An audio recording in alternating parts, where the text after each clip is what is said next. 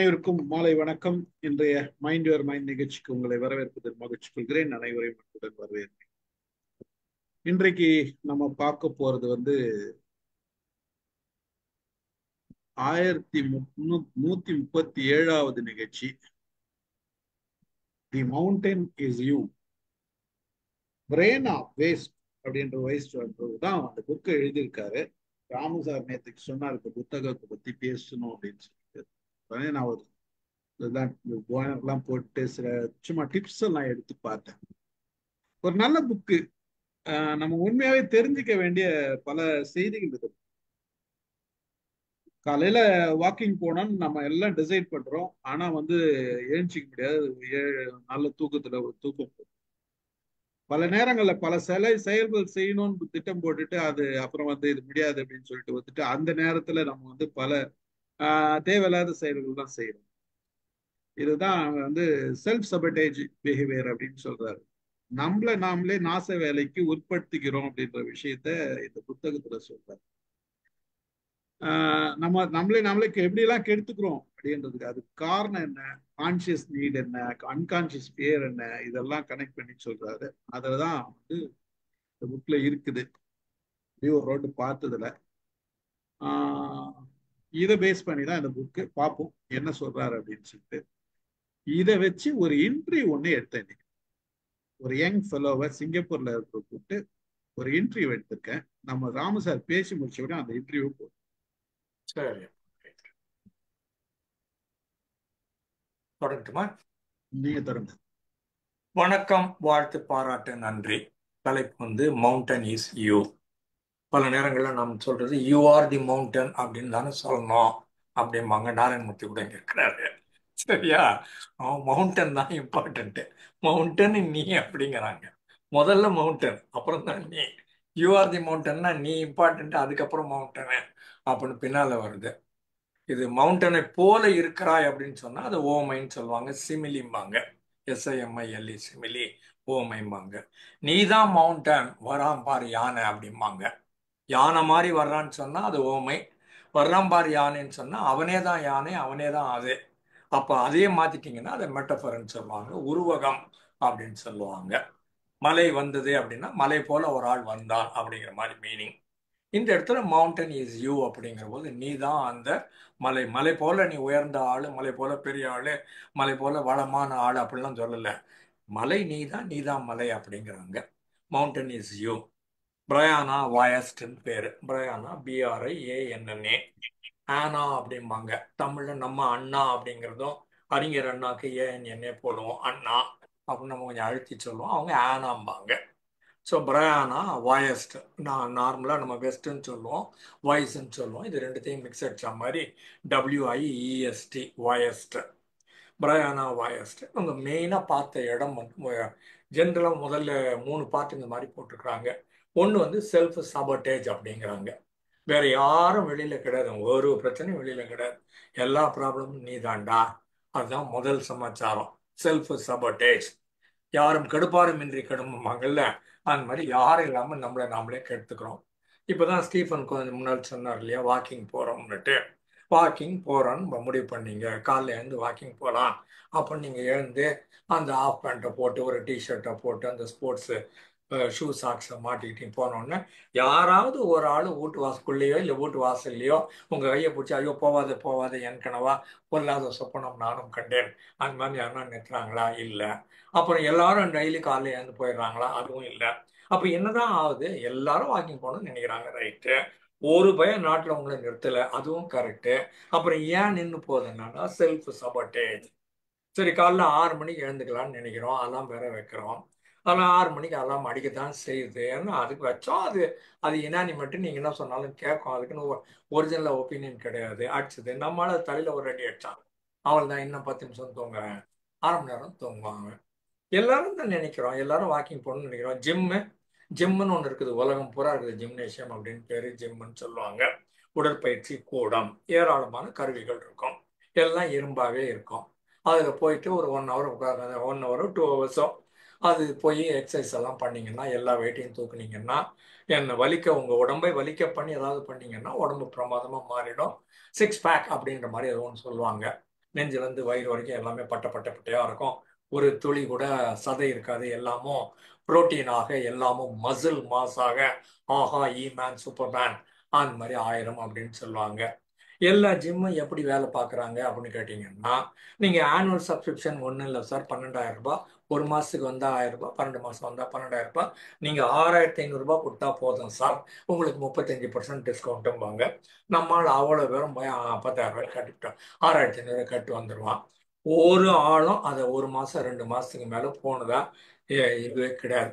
ஏதோ கொஞ்சம் பேர் அந்த 100க்கு ஒரு ஆள் 2 ஆள் அப்படிங்கிற மாதிரி அவங்க இந்த ஜிம்முக்கு போய் உடற்பயிற்சி பண்ணுவாங்களே தவிர 100க்கு 90 பேர், 80, குறைந்தது 80 பேர் ஒரு வருஷம் சப்ஸ்கிரிப்ஷனை கட்டிட்டு ஒரு வருஷமும் போனதா 100க்கு 80 பேர் கிடையாது. அந்த 80 பேர் காசை கொடுத்து வரலைங்கிறத வச்சுதான் அவங்க ஜிம்மை நடத்த முடியுமே தவிர 100 பேரும் உள்ள வந்தாங்கன்னா இன்ஸ்ட்ருமெண்ட்டும் பத்தாது, உங்களுக்கு நேரமும் பத்தாது, உங்களுக்கு எல்லாம் தெரிஞ்சு உடஞ்சி எல்லாம் ஆயிரும். அவங்களுக்கு நிச்சயமா தெரியும், ஆனுவல் சப்ஸ்கிரிப்ஷன் கட்டுவாங்க, 10க்கு 8 பேர் வரமாட்டாங்க, இருக்கிற 2 பேரை வச்சு வண்டி ஓட்டிக்கலாம். இல்லைன்னா அவனை அவ்வளோ கம்மியாக காசு கொடுத்து அவ்வளோ இன்வெஸ்ட் பண்ணிட்டு அவ்வளோ இன்ஸ்ட்ருமெண்ட்டை வாங்கி போட்டுட்டு இவனால கட்டுப்படியெல்லாம் ஆகாது. உலகம் பூராவுமே, நான் தமிழ்நாடு, சென்னை, இந்தியான்லாம் சொல்லலை, உலகம் பூராவுமே. அப்போ யார் உங்களை ஜிம்முக்கு போகக்கூடாதுன்னு தடுத்தாங்க? ஜிம் வாசல்லையோ உங்க வாசல்லையோ யாராவது தடுத்தாங்களா? இல்லை. சபோட்டேஜ் யார் பண்ணாங்க? செல்ஃப் சபோட்டேஜ்னு அவங்க ஏராளமான இன்ஃபர்மேஷன் கொடுக்குறாங்க. எல்லாத்தையும் கெடுக்கிறது யாருடான்னு நீ. டிசிப்ளின்னா என்ன? டீச்சர் பரும்பு வச்சு அடிப்பாங்க, இல்லைன்னா பாஸ் உன் கான்ஃபிடன்ஸ் ரிப்போர்ட்டை கெடுத்துருவாரு, உனக்கு நாளைக்கு ப்ரமோஷன் கிடைக்காது. இதுக்கெல்லாம் டிசிப்ளின் அப்படின்னு நம்ம பேர் வச்சுக்கிறோம். ஜென்ரலாகவே இதுக்கு வந்து பனிஷ்மெண்ட் அண்ட் ரிவார்டுன்னு இன்னொரு தியரி இருக்குது. பிஎஃப் ஸ்கின்னர்னு ஒருத்தர் சொல்கிறாரு, அது கேரட் அண்ட் ஸ்டிக்ஸும்பாங்க. முன்னால் கேரட் காமிச்சா கழுத போவோம், பின்னால் பரம்பால் அடிச்சிங்கன்னா கழுத முன்னால் போவோம். 2 வழியாகவும் போவோம், பரம்பால் அடித்தாலும் போவோம், அது கேரட்டை காமிச்சாலும் போவோம். இது வந்து கேரட் அண்ட் ஸ்டிக் பிரின்சிபல்னு பேர். பனிஷ்மெண்ட் அண்ட் ரிவார்டு பிரின்சிபல்னு பேர். ப்ரொமோஷன் கொடுக்குறேன்னு சொன்னாலும் வேலை பார்ப்பான், உன்னை டிரான்ஸ்ஃபர் பண்ணி வலியுறுத்திக்கு போட்டுருவோம், மரியாதையை வேலை செய்யறானாலும் வேலை பார்ப்பான், எய்தர்வே வேலை செய்வாங்க. அப்போ அந்த பனிஷ்மெண்ட் அண்ட் ரிவார்டுங்கிறது இல்லாமல் நாம் வந்து இந்த இடத்துல நானாகவே எடுத்து போட்டு செயல்படுதல் சொல்வார் ஸ்டீஃபன் கவி. நாமாக, அதாவது இயல்பாக மனமும் வந்து விருப்பப்பட்டு ஆசைப்பட்டு என்னுடைய உள்ளுக்குள்ள இருக்கிற வேட்கையின் காரணமாக, ஆசையின் காரணமாக, அவாவின் காரணமாக, விருப்பத்தின் காரணமாக, because of my own likes, preferences, choices and all those things. No compulsions coming from outside. You have to, you need to, you should, you must, you got to, you ought டுன்னு சொல்றாங்கல்ல, அதெல்லாம் external compulsions. அது எதுவுமே இல்லாமல் I choose to, I like to, I love to, I go to, I am going to, I will, I prefer டுன்னு சொல்கிறோம்ல, இதெல்லாம் வந்து ஒலிஷனலாக உள்ளேருந்து வர்றது. நாம விருப்பப்பட்டு எடுத்து போட்டு செயல்படுதல், ப்ரோ ஆக்டிவ்னு சொல்லுவோம். இன்னொருத்தர் சொல்லி பண்ணால் அந்த ரியாக்டிவமோ, இதுக்கு வந்து ப்ரோ ஆக்டிவ்னு பேர். பட் பல நேரங்களில் நம்ம ப்ரோ ஆக்டிவாக இல்லாமல், ஆக்டிவாகவும் இல்லாமல், சமயங்களில் ரியாக்டிவாகவும் இல்லாமல் சோம்பேறிகளாக இருக்கிறோம். ஜோம்பின்னு சொல்லுவாங்க, லேசின்னு சொல்லுவாங்க. லேசின்னா என்ன அர்த்தம்னு கேட்டால், நீங்கள் ஒன்றும் வேலை செய்யாமல் இருந்தால் லேசின்னு அர்த்தம். நான் ஒன்றும் வேலை செய்யாமல் இருந்தால் I am conserving my energy for some future project அப்படின்னு அர்த்தம். அந்த மாதிரி நாங்கள் டிஃப்ரெண்ட் மீனிங் எல்லாம் வச்சுருக்கிறோம். அவர் நாராயணமூர்த்தி சார் சொல்கிற மாதிரி ஒரே ஒரு இங்கிலீஷ் மீனிங்லாம் எங்களுக்கு கிடையாது. நாங்கள் ஆளுக்கு ஏற்ற மாதிரி நாங்கள் தனித்தனியாக வேறு மீனிங் வச்சுக்கிறோம். அதுக்கு நீங்கள் வேறு இங்கிலீஷ் புக் படிக்கணும், நீங்கள் எப்போ படிக்கிற டிக்ஷனரிலாம் படிக்கக்கூடாது, சரியா? இதில் இவர் ஏராளமான மெசேஜஸ் இந்த அம்மா கொடுக்குறாங்க. இதில் நெகட்டிவ் ஏரியாவும் வரிசையாக சொல்லிட்டு வர்றாங்க, கூடவே கொஞ்சம் பாசிட்டிவ் ஏரியாவும் சொல்லிட்டு வர்றாங்க. என்ன அதில் செல்ஃப் சபோட்டேஜில் முதல்ல get out of your own way. உன் வேலை, உன் வழியில் நீ குறுக்க நிற்காதன்றாங்க.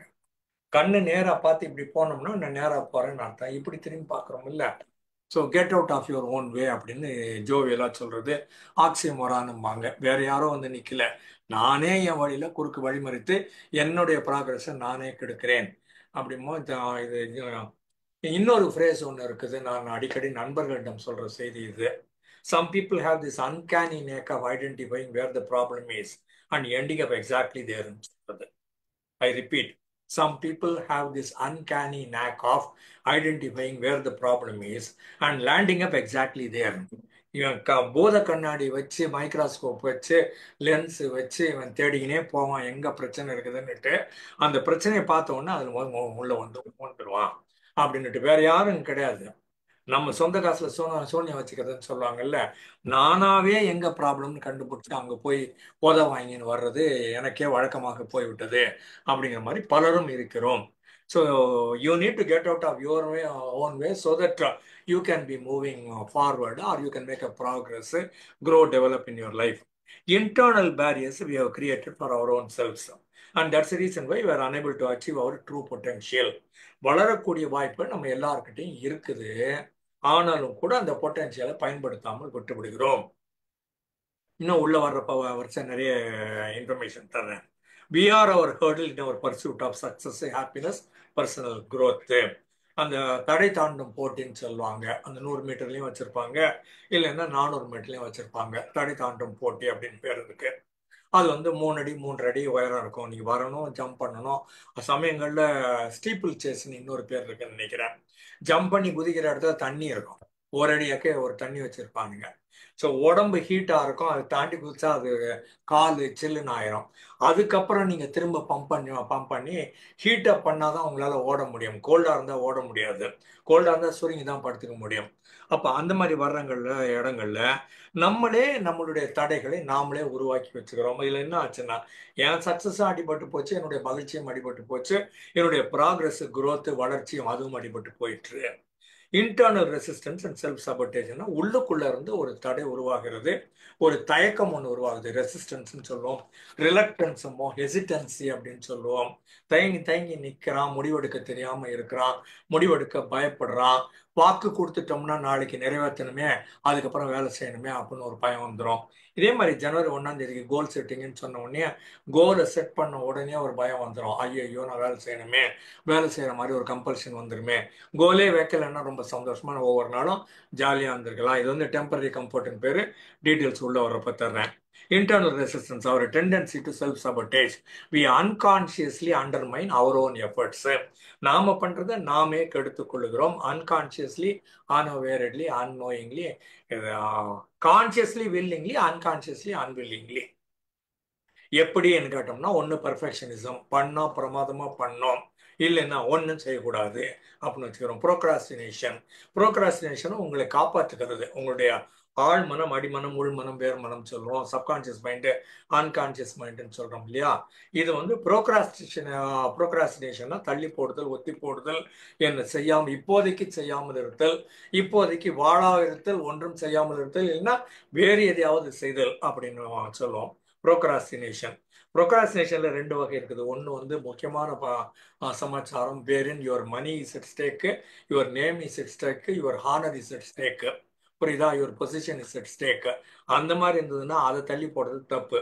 உங்க பேர் கெட்டு போயிடும், இல்லை பணம் போயிடும், இல்லைன்னா உங்க பதவி போயிடும், இல்லைன்னா ஒரு பெருசா ஏதோ ஒன்று கெட்டு போயிடும். அந்த மாதிரி சமாச்சாரங்களை தள்ளி போடக்கூடாது.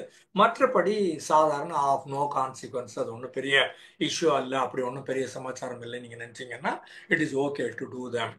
சரியா? சிலது வந்து தள்ளி போடுறது நல்லதுன்னு சொல்லுவோம். ஃபார் எக்ஸாம்பிள், 3 டிராயர் நார்மலா இருக்கும். ஆஃபீஸ் டிராயர் சொன்னோம்னா டேபிள்ல 3 டிராயர் இருக்கும்.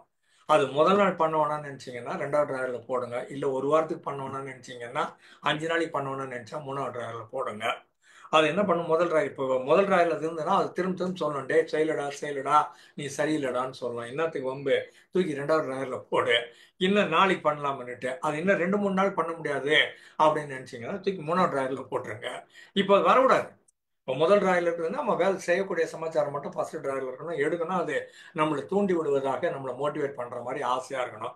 அந்த ஃபைலை எடுத்து போட்டு பண்ணுங்கன்னு சொல்லுவோம். இப்போ எல்லாம் கம்ப்யூட்டர் ஆயிடுச்சுன்னு வச்சுக்கோங்களேன். பட் இந்த அனாலஜி உதவுன்னு சொல்ல வர்றேன். நம்மளை எது வெறுப்பேற்ற கூடுமோ, எது நீ சரியில்லைன்னு சொல்லக்கூடுமோ, அது முதல்ல பார்க்குற மாதிரி இடத்துல இருக்கக்கூடாது. நாளைக்கு நாளை மறுநாள் எடுத்துடணும். திங்கக்கிழமைனா செவ்வாய் புதன் எடுக்கிற மாதிரி பேப்பரை 2வது டிராயர்ல போடுங்கன்னு சொல்லுவோம். ஆனா வெள்ளிக்கிழமைக்குள்ள முடிக்க வேண்டிய பேப்பரை 3வது டிராயர்ல போடுங்க. அப்ப என்ன பண்ணலாம்னா, முதல் நாள் பார்க்கல, 2வது நாள் பார்க்கல, 3 வியாழன் ஆச்சு, வெள்ளி காலையிலயும் அந்த 3வது டிராயரை பார்க்கல, வெள்ளி மத்தியானத்துக்கு மரியாதையா எல்லாத்தையும் தூக்கி அந்த பக்கம் போட்டுட்டு அந்த 3வது டிராயர்ல இருக்கிற எல்லாத்தையும் எடுத்து வச்சு கம்ப்ளீட் பண்ணிட்டு வீட்டுக்கு போனீங்கன்னா 2 நாள் நிம்மதியா இருக்கலாம். சாட்டர்டே சண்டே ஆஃபீஸை பத்தி யோசிக்காமல் இருக்கலாம் அப்படின்னு சொல்றது. அதனால அதெல்லாம் தள்ளி போடுறது நல்லது. ஆனா தள்ளி போடுறதுக்கு ஒரு டெட்லைன் ஒன்று வச்சுக்கணும்னு சொல்றது. வெள்ளிக்கிழமை மத்தியானத்துக்கு மேல நீங்க தள்ளி போட முடியாது. அதையும் தள்ளி போட்டு அடுத்த வாரம் கொண்டு பண்ணா செய்ய மாட்டீங்கன்னு அர்த்தம். அப்போ அது கிழிச்சே போட்டுடலாம்னு, அது வேற ஒரு செய்தி. சரியா? இந்த பக்கம் இன்டர்னல் ரெசிஸ்டன்ஸ் ஏன் வருதுன்னா, பெர்ஃபெக்ஷனிசம் அப்படின்னு சொல்றோம். எது பண்ணாலும் உன்னதமாக, பிரமாதமாக, அட்டகாசமாக, வெகு சிறப்பாக, மற்றவர்களை விட விஞ்சிய அளவில் இருக்கணும். அப்படிலாம் ஒன்றும் கிடையாது. பண்ணு பண்ணு, என்ன டீல்ஸ் உள்ள வர்றப்ப தர்றேன். அப்புறம் ஃபியர் ஆஃப் ஃபெயிலியர்னு ஒன்று இருக்குது, ஃபியர் ஆஃப் சக்சஸ்னு ஒன்று இருக்குது. பெரும்பாலும் ஆண்களுக்கு ஃபியர் ஆஃப் ஃபெயிலியர். இதை பண்ணி தப்பா போச்சுன்னா நல்லா இருக்காதே, எனக்கே என் மேல கோபம் வரும். இப்போ சிகரெட்டை நிறுத்துறேன்னு சொன்னேன், நிறுத்தல, அப்போ எனக்கே என் மேல கோபம் வந்துடும் இல்லையா? அந்த மாதிரி வர்றதுன்னா ஃபியர் ஆஃப் ஃபெயிலியர். இன்னொரு இடத்துல ஃபியர் ஆஃப் சக்சஸ் இருக்குது. இது அதிகப்படியான பொறுப்பை கொடுத்துருவானுங்களோ, இன்னும் எக்ஸ்ட்ரா 2 ஹவர் ஆஃபீஸில் இருக்க சொல்லுவானோ, இன்னும் 10 பேரை மேய்க்க சொல்லுவானோ, இன்னும் 4 ப்ராஜெக்ட் என் தலையில கட்டிடுவானோ, இன்னும் நிறைய பேருக்கு நான் பதில் சொல்ற மாதிரி ஆயிருமோ, இந்த விற்பனையை கூட்டலைன்னா என் பேர் கெட்டு போயிருமோ. இப்போ இருக்கிற இடம் ரொம்ப கம்ஃபர்டபுளா இருக்குது. நார்த் கோட் பார்க்கின்சன் ஒரு இருக்கிறார், NORTH, North COTE, Northcote Park, Parkinson, Parkinson, Northcote Parkinson. சட்டையரிஸ்ட்பாங்க, அநியாயத்துக்கு கிண்டல் பண்ற ஆளு. ஜார்ஜ் பெர்னாட் ஷா மாதிரின்னு வச்சுக்கோங்களேன், எல்லாத்தையும் கிண்டல் பண்ணுவார். அவர் சொல்றார், every one is growing up to is level of கம்பீட்டன்சிம்பாரு. வளர்ந்துக்கிட்டே இருப்பானா, கம்பீட்டன்சி இருக்கிற வரைக்கும் அப்பன்னா மேலே தூக்கணும். அதுலேயும் கம்பீட்டண்டா இருக்கிறேன்னா அது செய்யக்கூடிய திறமை, ஆற்றல், சக்தி, எனர்ஜி எல்லாம் என் கையில் இருக்குதுங்க. குவாலிட்டி, எபிலிட்டி, கெப்பாசிட்டி எல்லாம் இருக்குது. அதனால ப்ரொமோட் பண்ணுவாங்க. திருப்பி அங்கேயும் ப்ரூவ் பண்ணிட்டேன் எல்லாம் இருக்குன்னு ப்ரூவ் பண்ணால் இன்னும் ப்ரொமோட் பண்ணுவாங்க. Every one grows up to is level of competency. At a point of time என்ன பண்ணுவாங்க, அதுக்கு மேலே உங்களால் வளர முடியாதுங்கிறப்ப you reach your level of இன்கம்பீட்டன்சி.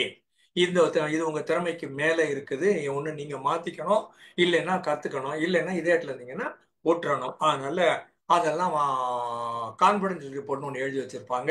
சமயங்களில் மற்றவங்க அதை வாங்கி படிச்சுருவாங்க. அது உள்ள பூட்டப்பட்டு வைத்திருக்க வேண்டும், கான்பிடன்ஸ்னு பேரு. சமயங்களில் வேற ஆளு இல்லை பியோனை மஸ்கா போட்டு எடுத்தான்னா கொண்டு போய் பார்த்துலாம்னு வச்சுக்கோங்களேன். அந்த மாதிரி பார்க்குற போது மாட்டிக்க கூடாதுங்கிறனால அந்த பெரிய ஆஃபீஸர் என்ன பண்ணுவாங்க, reach this level is potential, reach this full potential, reach this level of கம்பீட்டன்சின்னு எழுதி வைப்பாங்க. அப்படின்னா இஸ் இன்கம்பீட்டன்ட் அட் திஸ் லெவல்னு அர்த்தம். Reach is potential, reach is competency level. அந்த மாதிரி பார்க்குற போது நம்ம என்ன பண்ணுறோம், ஃபியர் ஆஃப் சக்ஸஸில் நம்ம இந்த லெவலுக்கு வந்துட்டோமோ அதுக்கப்புறம் வளர முடியாமல் போயிருமோ அப்படிங்கிற மாதிரி ஒரு அச்சம் வந்துடுது. So these things come from your limiting beliefs, patterns you have internalise over a period of time. ஒரு நாள் 2 நாளில் வரல. சின்ன குழந்தையிலேருந்து அப்பா அம்மான்னு சொல்லியிருப்பாங்க, டே வானாடா பயண்டா, அவ்வளோ தூரம் போகாத, உன்னால முடியாது, இதெல்லாம் நீ ஏன் பண்ற, நீ உனக்கு வயசு பத்தாது, உனக்கு திறமை பத்தாது, உன் வயசுக்கு தக்க நீ நடந்துக்க, பெரியவங்க இருக்கிற போது நீ எதுவும் பண்ணாத, நான் இருக்கிற வரைக்கும் நீ எதுவும் கவலைப்படாத, டமால் இருந்தால் போயிடுவான். அதனால வளர்க்கவே விடாம, சிந்திக்கவே விடாம, முடிவெடுக்கவும் விடாம, நான் இருக்கிறப்ப நீ என்னத்துக்கு முடிவெடுக்கிற, அதிக பிரசங்கத்தனமா பேசாத அப்படின்னு சொல்லிடுவாங்க. பெரியவங்க பேசுற போது உனக்கு என்ன வேலைன்னு கேட்பாங்க. இரும்பு வைக்கிற இடத்துல ஈக்கு என்ன வேலை. இதெல்லாம் என்னன்னா, none of your damn business, you are unqualified, you don't open your mouth, shut up அப்படின்னு அர்த்தம். அப்ப இவன் எப்படித்தான் சிந்திப்பான்? இந்த மாதிரி வளர்த்து விட்டாங்க அப்பாவோ அம்மாவோ. ஆனா அவங்க ஆசையா தான் வளர்க்குறோம், நல்லா தான் வளர்க்குறோம்னு சொல்லுவாங்க. ஆனாலும் கூட இன்டர்னல் மெசேஜ் வந்து I am incompetent in front of daddy, in front of everybody in the social circle, because the social circle automatically reflects your mummy daddy. அப்போ என்ன ஆகுதுன்னா, இது லிமிட்டிங் பிலீஃபாக மாறிடுது. இது பேட்டர்ன்னு சொல்லுவோம். பேட்டர்னா ஒரு பீரியட் ஆஃப் டைம் கன்சிஸ்டண்டா, ongoingly, day to day, every day, ஒரு பீரியட் ஆஃப் டைம் சொன்னோம்னா மந்த்லியா இருக்கலாம், இயரா இருக்கலாம், டீகேட்ஸ் கூட இருக்கலாம். இப்படியே நான் வளர்ந்துட்டதுனால என்ன ஆச்சுன்னா, என்னுடைய லிமிட்டிங் பிலீஃப் என்னை வளர விடாம பண்ணிடுச்சு. இது இன்டர்னலைஸ்டு. இப்போ இன்டர்னலைஸ் ஆனதுன்னா உள்வாங்குதல் பேரு, அசிமுலேஷன் சொல்லுவோம் இல்லையா? சாப்பிட்டதெல்லாம் அப்படியே ரத்தமா மாறி, போன் மேரோவா மாறி உள்ளுக்குள்ள வந்து ஃபேட்டா வந்து உள்ள உட்காந்துருது. அப்ப நீங்க இனிமே சாப்பிடாம இருந்தா இந்த ஃபேட் எனர்ஜியா கன்வெர்ட் ஆகும், இல்லைன்னா போன் மேரோ வந்து உங்களுக்கு சப்ளை வரும். அந்த மாதிரி பார்க்குற போது இது இன்டர்னலைஸ் பண்ணிட்டீங்க. ஃபியர் ஆஃப் சக்சஸும் இருக்குது, லேக் ஆஃப் செல்ஃப் ஒர்த். நான் சரியில்லைங்க, நான் தான் மகாத்மா காந்தியான்னு ஒரு பக்கம் கேள்வி கேட்பான். அப்படின்னா மகாத்மா காந்தி மட்டும் தான் கேப்பபிள், ஐ எம் இன்கேப்பபிள்னு அர்த்தம், லாஜிக்கலி ஸ்பீக்கிங். இன்னொரு ஆங்கிள், நான் தான் மெஷினா, நான் மனுஷன் தானே அப்படிமா. அப்போ மெஷின் இஸ் மோர் கேப்பபிள், மனுஷன் வேஸ்ட்னு ஒரு அர்த்தம். புரியுதா? மெஷினையும் உயர்த்திடுவான், மகாத்மா காந்தியும் உயர்த்திடுவான். ரெண்டையும் கம்பேர் பண்ணிட்டு நான் சரியில்லைடாமா. ஒன்று காந்தியோட கம்பேர் பண்ணா நீ ஒழுங்காயிட்டு, இல்லை மெஷினோட கம்பேர் பண்ணா இந்த பக்கம் ஒழுங்காயிரு. நீ காந்தியோடய நீ சேர்த்து நான் சரியில்லைன்னு, மெஷினோடையும் சேர்த்து நான் சரியில்லைன்னா அப்போ எங்க தான் நீ சரியா வருவேன்னு கேட்கறது. A deep-seated belief that we don't deserve to be successful. வெற்றிக்கான தகுதி என்கிட்ட கிடையாது அப்படின்னு வரும். அதையும் தாண்டி வின் பண்ணிட்டா, எப்படி வின் பண்ணேன்னு தெரியல, எல்லாம் மேல இருக்கிறவன் கொடுத்ததுப்பா, அவனுடைய அருட்கொடை அப்படின்னு விடுவானுங்க. அப்ப நீ என்னையா பண்ணிருந்தீங்க, எனக்கு கோபமா வருது. கெட்டு போச்சுன்னா எல்லாம் அவன் கெட்டான்டுவான், கொடுத்தான் எல்லாம் அவன் கொடுத்தானுவான், இவன் கெட்டான் அவன் கொடுத்தான். அப்ப நீ எதுக்கு இங்க உட்கார்ந்து இருக்கிற? உனக்கு என்னத்துக்கு ஒரு வடிவம், உனக்கு என்னத்துக்கு ஒரு ஹைட்டு, ஒரு வெயிட், ஒரு குவாலிஃபிகேஷன், ஒரு பொசிஷன், ஒரு டெசிக்னேஷன்? சரியா? நம்ம consciously we aspire to become better, but unconsciously we sabotage our own self. Fear of success and சேஞ்சுங்கிற போது இது நல்லதுக்காக மாறுறது கூட நம்மளால மாற மாட்டான். We fear change even though it will bring you positive outcomes நமக்கு தெரியுது, ஆனாலும் நம்ம செய்ய மாட்டோம். இதுக்கு மேல சாப்பிட வேணாம்னு தோணும், ஆனா நல்லா தானே இருக்குது, இன்னும் கொஞ்சம் சாப்பிடுவோமே அப்படின்னு தோணும். சரியா? They are asking us to step out of our comfortable zones. ஏதோ ஒரு ஜோன், ஒரு ரவுண்டுன்னு ஒன்று இருந்துச்சுங்க, 1 மீட்டர் டயமீட்டர். சென்டர்ல இருந்தீங்கன்னா ரொம்ப கம்ஃபர்டபுள். அந்த டயமீட்டர் எண்டில் இருந்தீங்கன்னா அதுக்கு பேர் லிவிங் ஆன் எட்ஜ்னு சொல்லுவாங்க. மலை உச்சியில் இருந்தீங்கன்னா அது லிவிங் ஆன் எட்ஜ் தான். அந்த லிவிங் ஆன் எட்ஜும் அன்கம்ஃபர்டபுள் ஜோனுக்கும் என்னைக்கு வர்றீங்களோ அதுக்கு பேர் ஃப்ரீடம். அதில் தான் வளர்ச்சி வரும். We are more comfortable with what is predictable. இது இப்படி தான் இருக்கும்னு உங்களுக்கு தெரிஞ்சதுன்னா, இது இப்படி தான் மாறும்னு தெரிஞ்சதுன்னா, இது இப்படி தான் நகரும்னு தெரிஞ்சதுன்னா, இது இப்படி தான் உருவாகக்கூடும், அடுத்து இப்படி தான் மாறும் அப்படின்னு தெரிஞ்சுன்னா ரொம்ப சேஃப், அதுக்குள்ளே போயிடுவோம். அன்சர்டனிட்டி வந்து மக்களுக்கு ரொம்ப பிடிக்காது, அன்பிரடிக்டபிலிட்டியும் மக்களுக்கு பிடிக்காது. எந்த நேரத்தில் பாவம் என்னத்தை சொல்லுவான்னு எனக்கு தெரிய மாட்டேங்குதே அப்படின்னீங்கன்னா அது unpredictable, uncertain situation. People are highly uncomfortable with it. நீ அடிப்பீங்கன்னு தெரிஞ்சிச்சுன்னா இஸ் கம்ஃபர்டபுள், ஏன்னா ப்ரெடிக்டபிள். நீங்க அடிக்கவே மாட்டீங்கன்னு தெரிஞ்சனால இஸ் கம்ஃபர்டபுள். ப்ரெடிக்டபிள், ப்ரெடிக்டபிள்னா ஃபேவரபிளான அர்த்தம் இல்லை, either way you need to நோன்னு சொல்றது. ஸோ நாட் ஃபுல்ஃபில்லிங், நமக்கு லைஃப் நாட் ஃபுல்ஃபில்லிங்காக இருக்கிறதுக்கு காரணம் என்னன்னா நம்ம ப்ரெடிக்டபிள் பாத்தையே சூஸ் பண்ணிட்டு இருக்கிறோம். அன்பிரடிக்டபிள் ஏரியாக்குள்ள போனீங்கன்னா தான் உங்களுக்கு வாழ்க்கை பாதையும் மாறும். இந்த பல நேரங்களில் சொல்லிப்பேன், ஸ்காட் பெக்கன் ஒருத்தர், SCOTTPECK, ஸ்காட் பெக்கன் பேரு. அவர் சொல்லுவார், அன்ட்ராடன் பார்த்தும்பார், யாராலும் நடக்கப்படாத பாதையை தேர்ந்தெடுத்தால் உங்கள் வாழ்க்கை பாதை மாறும்னு சொல்லுவார். I was traveling by the road got diverged into 2 different directions. I took the one less traveled by and that made all the difference in my life. அப்படிங்கிறது ஸ்காட் பெக்கோட மெசேஜ். அது தமிழில், நான் பாதையில் நடந்து கொண்டிருந்தேன், பாதை 2ஆக பிரிந்தது, யாராலும் கடக்கப்படாத பாதையை தேர்ந்தெடுத்தேன், என் வாழ்க்கை பாதை மாறியதுன்னு சொல்லுவாங்க. So we are afraid of growth. It means leaving the familiar behind. அன்கம்ஃபர்டபுளா இது இருக்குது, ஆனாலும் நான் மாற்ற மாட்டேன்னு சொல்றோம் இல்லையா, அந்த பிளாக் ரோடு பிளாக், அது internal road block, mental road பிளாக்னு சொல்லுவோம். ரோல் ஆஃப் நெகட்டிவ் பிளாக் என்ன பண்ணுது? Inner critic. உள்ள இருந்து ஒரு ஆளு நம்மளை குறை சொல்லினே உட்கார்ந்து இருக்கிறான். திறனாய்வு அல்ல, குறை சொல்றது. இது திறனாய்வுன்னா திறமையை ஆய்வு பண்றது திறனாய்வுன்னு பேர். தமிழ் இதுக்கு திறனாய்வுன்னு அழகா பேர் வச்சுக்கிறோம், இங்கிலீஷ்ல கிரிட்டிசிசம் பேர் வச்சுக்கிறாங்க. The internal critic plays a detrimental role in our lives with our self-limiting thoughts. They tell us we are not good enough, we are not capable enough, we are not worthy of our goals or dreams. உன்னுடைய இலக்குகளையோ உன்னுடைய கனவுகளை அடையக்கூடிய திறமையோ ஆற்றலோ சக்தியோ உங்கள இல்லை அப்படின்னு உள்ள இருந்தே ஒன்று சொல்லுது. வெளியில இருந்து யாரும் சொல்ல, உள்ள இருந்தே சொல்லுது. This inner dialogue leads us to doubting our own selves in our ability to pursue our own goals. கோலை நோக்கி நீங்க நடந்துகிட்டே இருக்கணும். கோல்னா நம்ம ஸ்னாப் பண்ண மாதிரி இப்படி அந்த பேனா இங்கேருந்து எடுக்கிறது கோல் முடிஞ்சிடுச்சுங்க இல்லை. கோல் வந்து ஒரு ஆன்வேர்டு ஜேர்னி. ஆன்வேர்டு ஜேர்னில எப்பப்பெல்லாம் உங்களுக்கு செல்ஃப் டவுட் வருதோ உங்க ஸ்லோ டவுன் ஆயிடுவீங்க. அதுக்கப்புறமா உங்க வெயிட்டே உங்களை பிடிச்சி அழுத்தி நகர விடாம பண்ணிடும். The negative self-talk reinforces our feelings of inadequacy. உங்களுக்கு நீங்களே முடியுமான்னு தெரியலையே, யோசிச்சு பார்க்குறேன், தள்ளி போட்டுடலாமா, நாளைக்கு பண்ணிக்கலாமே, இப்போ என்ன அவசரம், பண்ணாட்டி அப்படின்னா கெட்டு போயிடும், அவன் யாரும் ஒன்றும் சொல்ல மாட்டாங்க, எப்படின்னு திட்ட போறாங்க, இன்னும் கொஞ்சம் திட்டிட்டு போட்டுமே, அதனால பரவாயில்ல அப்படின்னு நீங்களா மாத்தி மாத்தி ஒரு இன்னர் சைக்கிள், ஒரு இதை வந்து விஷியஸ் சர்க்கிள்னு சொல்லுவோம், விஷியஸ் சைக்கிள்னு சொல்லுவோம். வர்ச்சுவஸ்ன்னா இது வந்து உங்களை முன்னேற்றுகிறது, அது நல்ல சைக்கிள், ஃபார்வர்டு இப்படி போயிட்டு இருக்குல்ல, சைக்கிள் முன்னால போகுது. இது விஷியஸ் சர்க்கிள்ங்கிறது உங்களை பின்னோக்கி கொண்டு போய் உங்களை இருக்கிற இடத்துலயே ஆழ்த்தி விடும், நகர விடாமல் பண்ணிவிடும். You are fully capable of achieving whatever you set out to do, but then it is your inner dialogue which is sabotaging you. So reframe your self-talk, reframe your internal narratives. Narrative-னா என்ன அர்த்தம்னா story line, ஒரு கதை. Cinema எடுத்த போது நாட்டுன்னு ஒன்று சொல்லுவாங்க, KNOT, நாட்டு முடிச்சுன்னுட்டு. இப்படிதான் சார் ஆரம்பிக்குது, இப்படி வந்து முடியுது சார், இதெல்லாம் குறுக்கு நடக்குது சார் அப்படின்னா அந்த ஒன் லைனர் நாட்டுன்னு சொல்லுவாங்க. அந்த மாதிரி பார்க்குற போது ஸ்டோரி லைனை replace your inner voice with positive one that will be encouraging, that will be supporting, that will be believing in your potential. உங்களுடைய ஆற்றலில் அது நம்பிக்கை வைத்திருந்து அது என்ன சொல்றதுன்னா, செஞ்சுதான் பாரேன், கழுத்தை நீட்டி தான் பாரேன், கையை உயர்த்தி நான் எடுத்துக்கிறேன் சாருன்னு சொல்ல, எனக்கு ஆன்சர் தெரியும்னு சொல்லி பாரேன், தப்பா சொன்னா பரவாயில்ல, திட்டினாலும் பரவாயில்ல, கரெக்டாக இருந்தால் எல்லாம் கை தட்டுவாங்கல்ல, கையை தூக்கு டீச்சர் கூப்பிட்டாங்கன்னா அப்படின்னு சொல்றாங்கல்ல, அந்த இடமெல்லாம் வந்து reframing your self talk. It is supporting, it is encouraging, it is believing in you. Shift from self-doubt to self-affirmations and self-beliefs. செல்ஃப்-டவுட்னா உங்களுக்கே என்ன ஆகும்னு தெரியலையே அப்படின்னு ஒரு ஐயப்பாடு உனக்கு உள்ளுக்குள்ளேயே இருக்குது. அந்த செல்ஃப் டவுட்ல இருந்து ஷிஃப்ட் பண்ணி செல்ஃப் பிலீஃப் பண்ணி தான் பார்ப்போம் என்னதான் ஆகுது, வா வா 1-2 பார்த்துடுறேன் வான்னு சொல்றோம்ல, கோதால இறங்கிடுறோம் அப்படிங்கிறோம்ல, அந்த மாதிரி வர்ற இடங்கள். Comfort zones and fear of discomfort. Discomfort நமக்கு பிடிக்க மாட்டேங்குது. So staying in comfort zone நமக்கு ரொம்ப பிடிச்சிருக்குது. அப்போ வரும்போது attachment to playing comfortable is our major obstacle. So கம்ஃபர்டபுளாக இருக்கணும், நான் ஜாலியாக இருக்கணும்னு நினைக்கிறது தான் உங்களுடைய முக்கியமான தடையாக இருக்கிறது. So familiarity with the current situation. நான் எந்த சுச்சுவேஷனில் இருக்கணும் அது எனக்கு ரொம்ப தெளிவாக தெரியுது, இது ஃபெமிலியராக இருக்குது.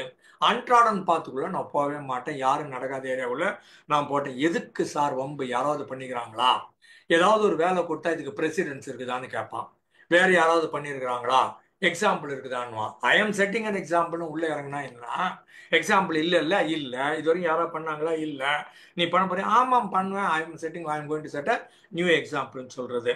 Even if it is not ideal, the familiar situation, it often feels safer than the unknown that comes from the change. நீங்க ஏதாவது மாத்தினா ஏதோ ஒன்று வரும், ஆனா வருமானு உங்களுக்கு தெரியாது. அந்த அன்னோன் ஏரியா ரொம்ப கஷ்டம். ஆனா அன்னோன் ஏரியா போனா நல்லா தான் இருக்கும், ஆனா கிடைக்குமான்னு தான் தெரியல.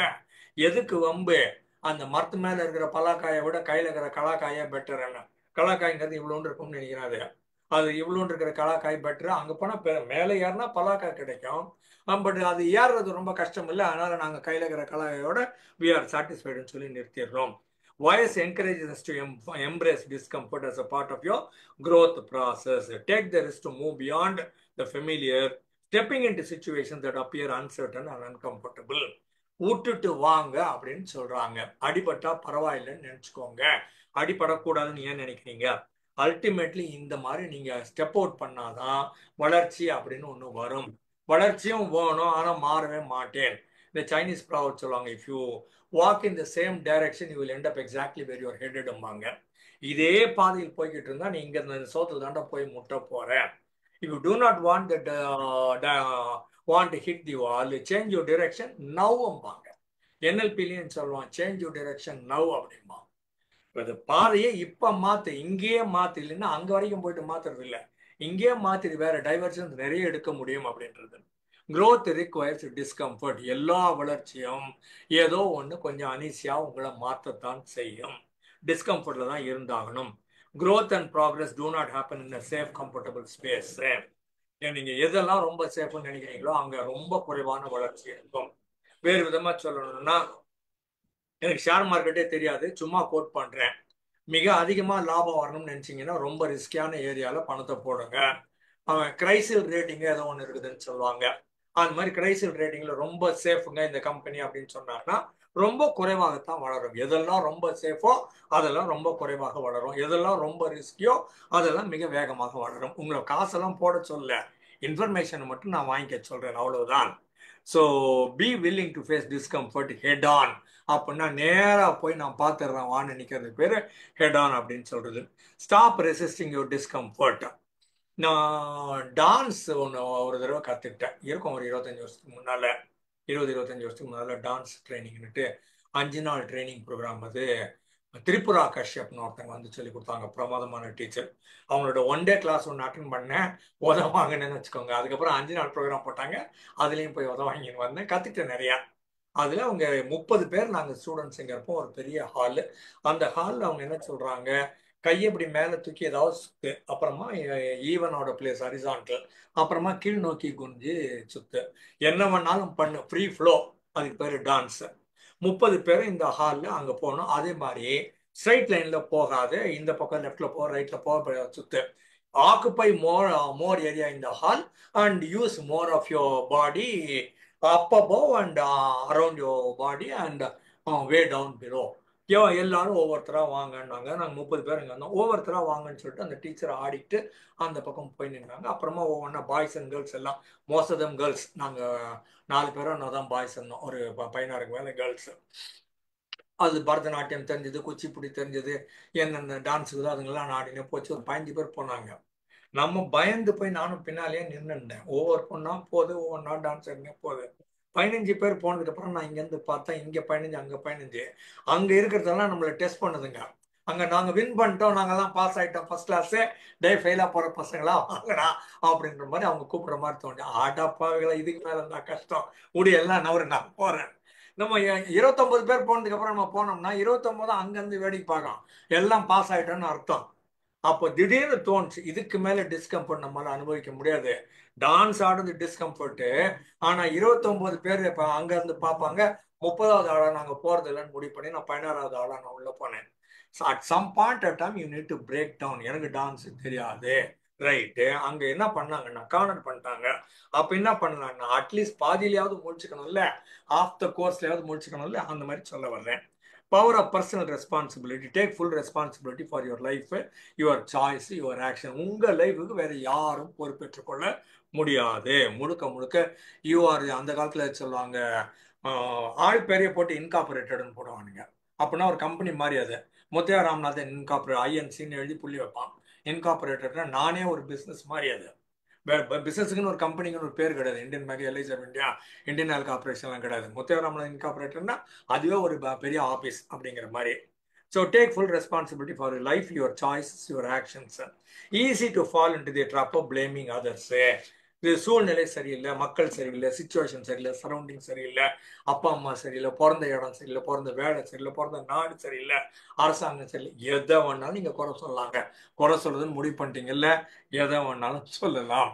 அது எல்லாத்தையும் விட்டுவிட்டு இந்த விக்டிம் ரோல் பிளே பண்றது. நான் தான் அடி வாங்கவே பிறந்தேன். டிரான்சாக்ஷனாலிசிஸ்ல சொல்லணும், பெர்சிக்யூட்டர்னு ஒரு ஆள் அடிப்பான், ரெஸ்கியூர்னு ஒரு ஆள் காப்பாற்றுவான். இந்த பக்கம் அடி வாங்குறதுனே ஒருத்தன் இருக்குன்னா அவன் போய் அடி வாங்கினே வருவான். இவன் வேணும்னே போய் முதல்ல சொன்ன மாதிரி இந்த பெர்சிக்யூட்டர் அடிக்கிற ஆளுகிட்ட போய் அவனை முறைச்சிட்டு அடி வாங்கிட்டு நான் அடி வாங்க பிறந்தவன் பாரு அப்படின்பா. காப்பாத்துறதுக்கு ஒரு ஆள் இருப்பான், அவன் எப்பவுமே எல்லாரையும் காப்பாத்திட்டே உட்காந்துருப்பான்.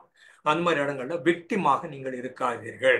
விக்டிம் ஆஃப் சர்க்கம்ஸ்டன்சஸோ, விக்டிம் ஆஃப் என்வாயர்மெண்ட்டோ, விக்டிம் ஆஃப் பீப்புளோ, விக்டிம் ஆஃப் சுச்சுவேஷனோ, விக்டிம் ஆஃப் ஷேர் மார்க்கெட், இந்த மாதிரி எதுவும் சொல்லாதீங்க. You are not the victim. You become a victim only when you give away your பவர்ஸ்ன்னு சொல்றது. So take proactive steps for your future. Limiting பிலீஃப்னு உங்களுக்குள்ளேயே இருக்குது. You are not worthy, you cannot do it, you are not ready, you are not ready எட். நீ இன்னும் தயாராகவில்லை, உனக்கு அதுக்கு வயசு பத்தலை அப்படின்னு உள்ள இருந்து ஒன்று சொல்லுது. இதெல்லாம் ஏன் வருதுன்னா பாஸ்ட் எக்ஸ்பீரியன்சஸ்ல இருந்து வருது, சோஷியல் கண்டிஷனிங்ல. எதுக்கும் நீ முன்னால போய் நிக்காத, you are not too important, when others are there you remain quiet அப்படின்னு சொல்லி வச்சிருப்பாங்க. இதெல்லாம் நீங்க சரியில்லை அப்படின்னு சோஷியல் கண்டிஷனிங். எதுக்குமே முன்னாலும் முந்திரி கொட்டை மாதிரி ஆரம்பிக்காத, கையை தூக்காத, போய் நிக்காத. மற்றவங்க எல்லாம் இருக்கிறாங்கல்ல, பெரியவங்க எல்லாம் பேசி முடிட்டு அப்புறமா நீ வா அப்படின்னா நீ பெரியவன் இல்லை, என்னைக்குமே பெரியவனா ஆக மாட்டேன் அப்படின்னு சொல்லுவாங்க. நான் சின்னவன்ட்டு சின்னவனா வந்து பெரியவன் ஆட்டம் பிஹேவ் பண்ணாதானே பெரியவனா மாற முடியும். மேனேஜர் குவாலிட்டிஸ் கத்துக்கிட்டா தானே மேனேஜர் ஆக முடியும். நான் கிளார்க்கா இருக்கணும், கிளார்க்காவே இருக்கணும், மேனேஜர் குவாலிட்டிஸ் கத்துக்கவும் கூடாது, மேனேஜருக்கு தான் எல்லா முடிவும் எடுப்பாங்கன்னு சொன்னா நான் கடைசி வரைக்கும் கிளார்க்காவே தானே இருப்பேன். அப்ப அது எப்படி மாத்துறது? Challenge those limiting beliefs, replace them with empowering thoughts that supports your dreams and goals. நீயே ஒரு கோல் செட் பண்ணு, நீயே ஒரு கனவையும் உருவாக்கு. அதுக்கு எது என்கரேஜிங்கா இருக்குதோ, எது சப்போர்ட்டிவா இருக்குதோ, எது மோட்டிவேட்டிங்கா இருக்குதோ அதையெல்லாம் செய்ய. அது growth requires, as I told you earlier, discomfort. You got to go through it, and you are the architect of your life. Architecture, civil engineering சொன்னா சாதா பில்டிங் கட்டினா அதுக்கு பேரு பில்டிங்கு, சிவில் இன்ஜினியரிங் பில்டிங்கு, ரெசிடென்ஸ்ன்னு பேரு.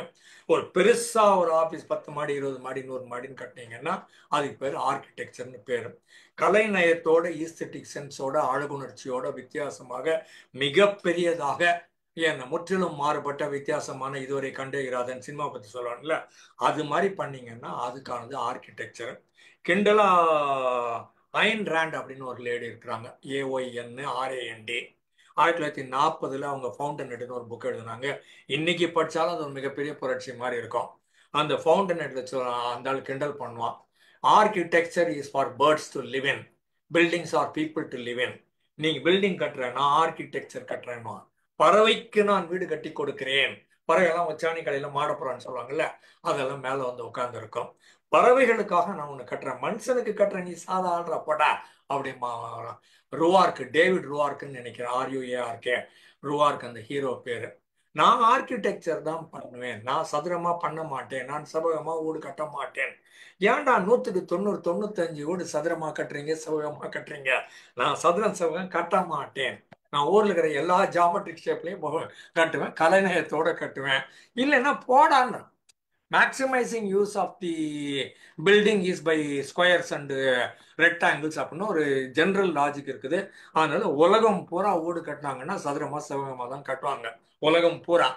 ஆனா இவன் போடான்றான், நான் சதுரம் செவ்வகம் கட்ட மாட்டேன் அப்படின்னு ரொம்ப தெளிவா சொல்லிடுவான். அந்த மாதிரி இடங்கள்னா you are taking a risk, sticking a neck out. You are the architecture, you are an architect building an architectural building. You are an architect of your own life the way in which you want to. நீ துட்டு கொடுக்குறியங்கிறதுக்காக நான் நீ சொல்றதெல்லாம் செய்யறது கிடையாது. எங்களுக்கு விருப்பமானதும் ஒன்றும் சேர்ந்து வந்ததுன்னா ரெண்டும் மீட்டிங் பாயிண்ட் கிடைச்சா வேணா நான் வருவேன், இல்லைன்னா நானே கட்டிக்கிறேன், இல்லை கட்டாம லாட்டரி அடிக்கிறேன், பிளாட்ஃபார்ம்ல தூங்கிக்கிறேன் போடான்றாங்க. Cultivate a growth mindset. Our abilities can be developed with effort, learning and training. அப்படின்னா நம்மளை ட்ரெயின் பண்ணோம்னா கண்டினியூஸா ஆன்கோயிங்லி. ஒரு நாள் ஒரு மாசம் ஸ்கூல்ல சொல்லி கொடுத்து விட்டுறாங்களா, 1ஆம் கிளாஸ், அப்புறம் 2, அப்புறம் 3, 4, 5, 6, 7, 8, 9, 10, 11, 12, அப்புறம் காலேஜ், அதுக்கப்புறம் MA, MCOM, MSc, அதுக்கப்புறம் PhD, போஸ்ட் டாக்டோரல் ரிசர்ச். படிச்சுக்கிட்டே இருன்னு சொல்றாங்க. Continuous ongoing learning, lifelong student, lifelong learner. அந்த மாதிரி வச்சுக்கோங்க. இந்த growth மைண்ட் செட் இருக்கட்டும், லேர்னிங் மைண்ட் செட் இருக்கட்டும். இன்னைக்கு I may be incapable of doing this, but tomorrow I can always learn, I can make myself qualified, I can be capable of doing whatever I wanted to do. இன்னைக்கு முடியலன்னா என்னைக்கு முடியலன்னு அர்த்தம் இல்லை அப்படின்னு அர்த்தம். I keep on taking actions that leads to my bigger growth. Procrastination, perfectionism. Procrastination is a defense mechanism protecting us from discomfort, uncertainty and fear of failure. இது என்ன பண்ணுது? தள்ளி போடு, இப்ப நீ பண்ணா உதவாங்குவேன், நமக்கு நிச்சயமா தெரியாது, வின் பண்ண முடியுமா, பண்ணி முடிக்க முடியுமா, இந்த நேரத்துக்குள்ள முடிக்க முடியுமா, டெலிவரி பண்ணிட முடியுமா அவன் கேட்கிற டைமுக்குள்ள, இல்லைன்னா நான் வாக்கு கொடுக்காதே, முற்று, பார்த்துக்கலாம் சாருன்னு சொல்லு, அப்புறம் பார்க்குறேன்னு சொல்லு, நாளைக்கு பார்க்குறேன்னு சொல்லு. தள்ளி போடுவதன் மூலமாக இப்ப நான் என்ன பண்றேன்? டேஞ்சரையும் தள்ளி போடுறேன், கம்ஃபர்ட்டையும் தள்ளி போடுறேன். இது டெம்பரரி கம்ஃபர்ட் கிடைக்குது, பெரிய ப்ளஷர் உனக்கு கிடைக்கக்கூடிய வாய்ப்பு இருக்குது இல்ல, பண்ணி முடிச்சோம்னா ஒரு மன நிறைவு, ஒரு சென்ஸ் ஆஃப் செல்ஃப் ஒர்த், அதையும் நான் கூட சேர்த்து தள்ளி போடுகிறேன். We delay action, we delay progress also. எப்பெல்லாம் நீங்க ஆக்ஷனை தள்ளி போடுறீங்களோ ரிசல்ட்டும் தள்ளி போகும். ரிசல்ட் தள்ளி போச்சுன்னா மகிழ்ச்சியும் தள்ளி போகும், வரக்கூடியதும் உங்களுக்கு தள்ளி போகும், புகழும் உங்களுக்கு தள்ளி போகும். So it perpetuates a cycle of self-doubt, reinforces your idea of living in comfort, temporary comfort. மிக குறைவான அளவில் ஒரு கம்ஃபர்டபுளா இருக்கிறீங்க, உங்க ஆழ்மனம் உங்களை இப்போதைக்கு காப்பாற்றிடுச்சு. ஆனா உங்க ஆழ்மனம் ப்ரோக்ராமிங் தப்பா பண்ணதுனால வளர விடாமல் உங்களுக்கு எடுத்துடுச்சு. Perfectionism and paralysis. பராலிசிஸ்ன்னு சொன்னோம்னா கை கால் செயலிழந்து போறத பராலிசிஸ் சொல்லுவாங்க. கை விளங்குற கால் விளங்குற தான் கை கால் விழுந்துச்சு, பாவம், பாரிச வாயு அப்படின்னு தமிழ்ல சொல்லுவாங்க, paralysis. So we tend to focus too much on every detail. எல்லாமும் கூடி வந்ததுன்னா, எல்லாமும் ஒத்து வந்ததுன்னா, என்ன 9 நட்சத்திர பொருத்தமும் வந்ததுன்னா நான் என் பொண்ணுக்கு மாப்பிள்ளை பார்த்துருவேன், என் மாப்பிள்ளைக்கு பொண்ணு பார்த்துருவேன் அப்படிம்பாங்க. உங்களுக்கு 9 நட்சத்திர பொருத்தம் ஒன்னா ஒர்க் அவுட் ஆனதா சரித்திரமே கிடையாது. ஒரு நட்சத்திரமும் பொருந்தாத மக்களும் சந்தோஷமா தான் இருக்கிறாங்க. என்ன, எல்லா நாட்டிலையும் கல்யாணம் பண்ணிக்கிறாங்க, எல்லா நாட்டிலையும் குடும்பம் நடத்துறாங்க.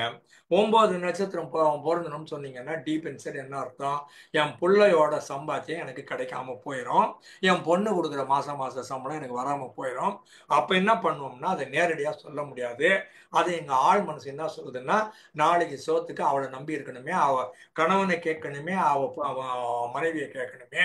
இப்பன்னா என் பிள்ளை, இப்பன்னா என் பொண்ணு என் கண்ட்ரோல்ல இருக்கிறாங்க, சம்பளத்தை என் கையில கொடுத்துடுறாங்க, இந்த சம்பளம் எனக்கு தேவைப்படுது. அப்ப என்ன பண்ணுவோம்னா, அப்ப கல்யாணம் கட்டிக்காத நேர்ல சொல்ல முடியாத அவமானம், அது கில்ட்டு.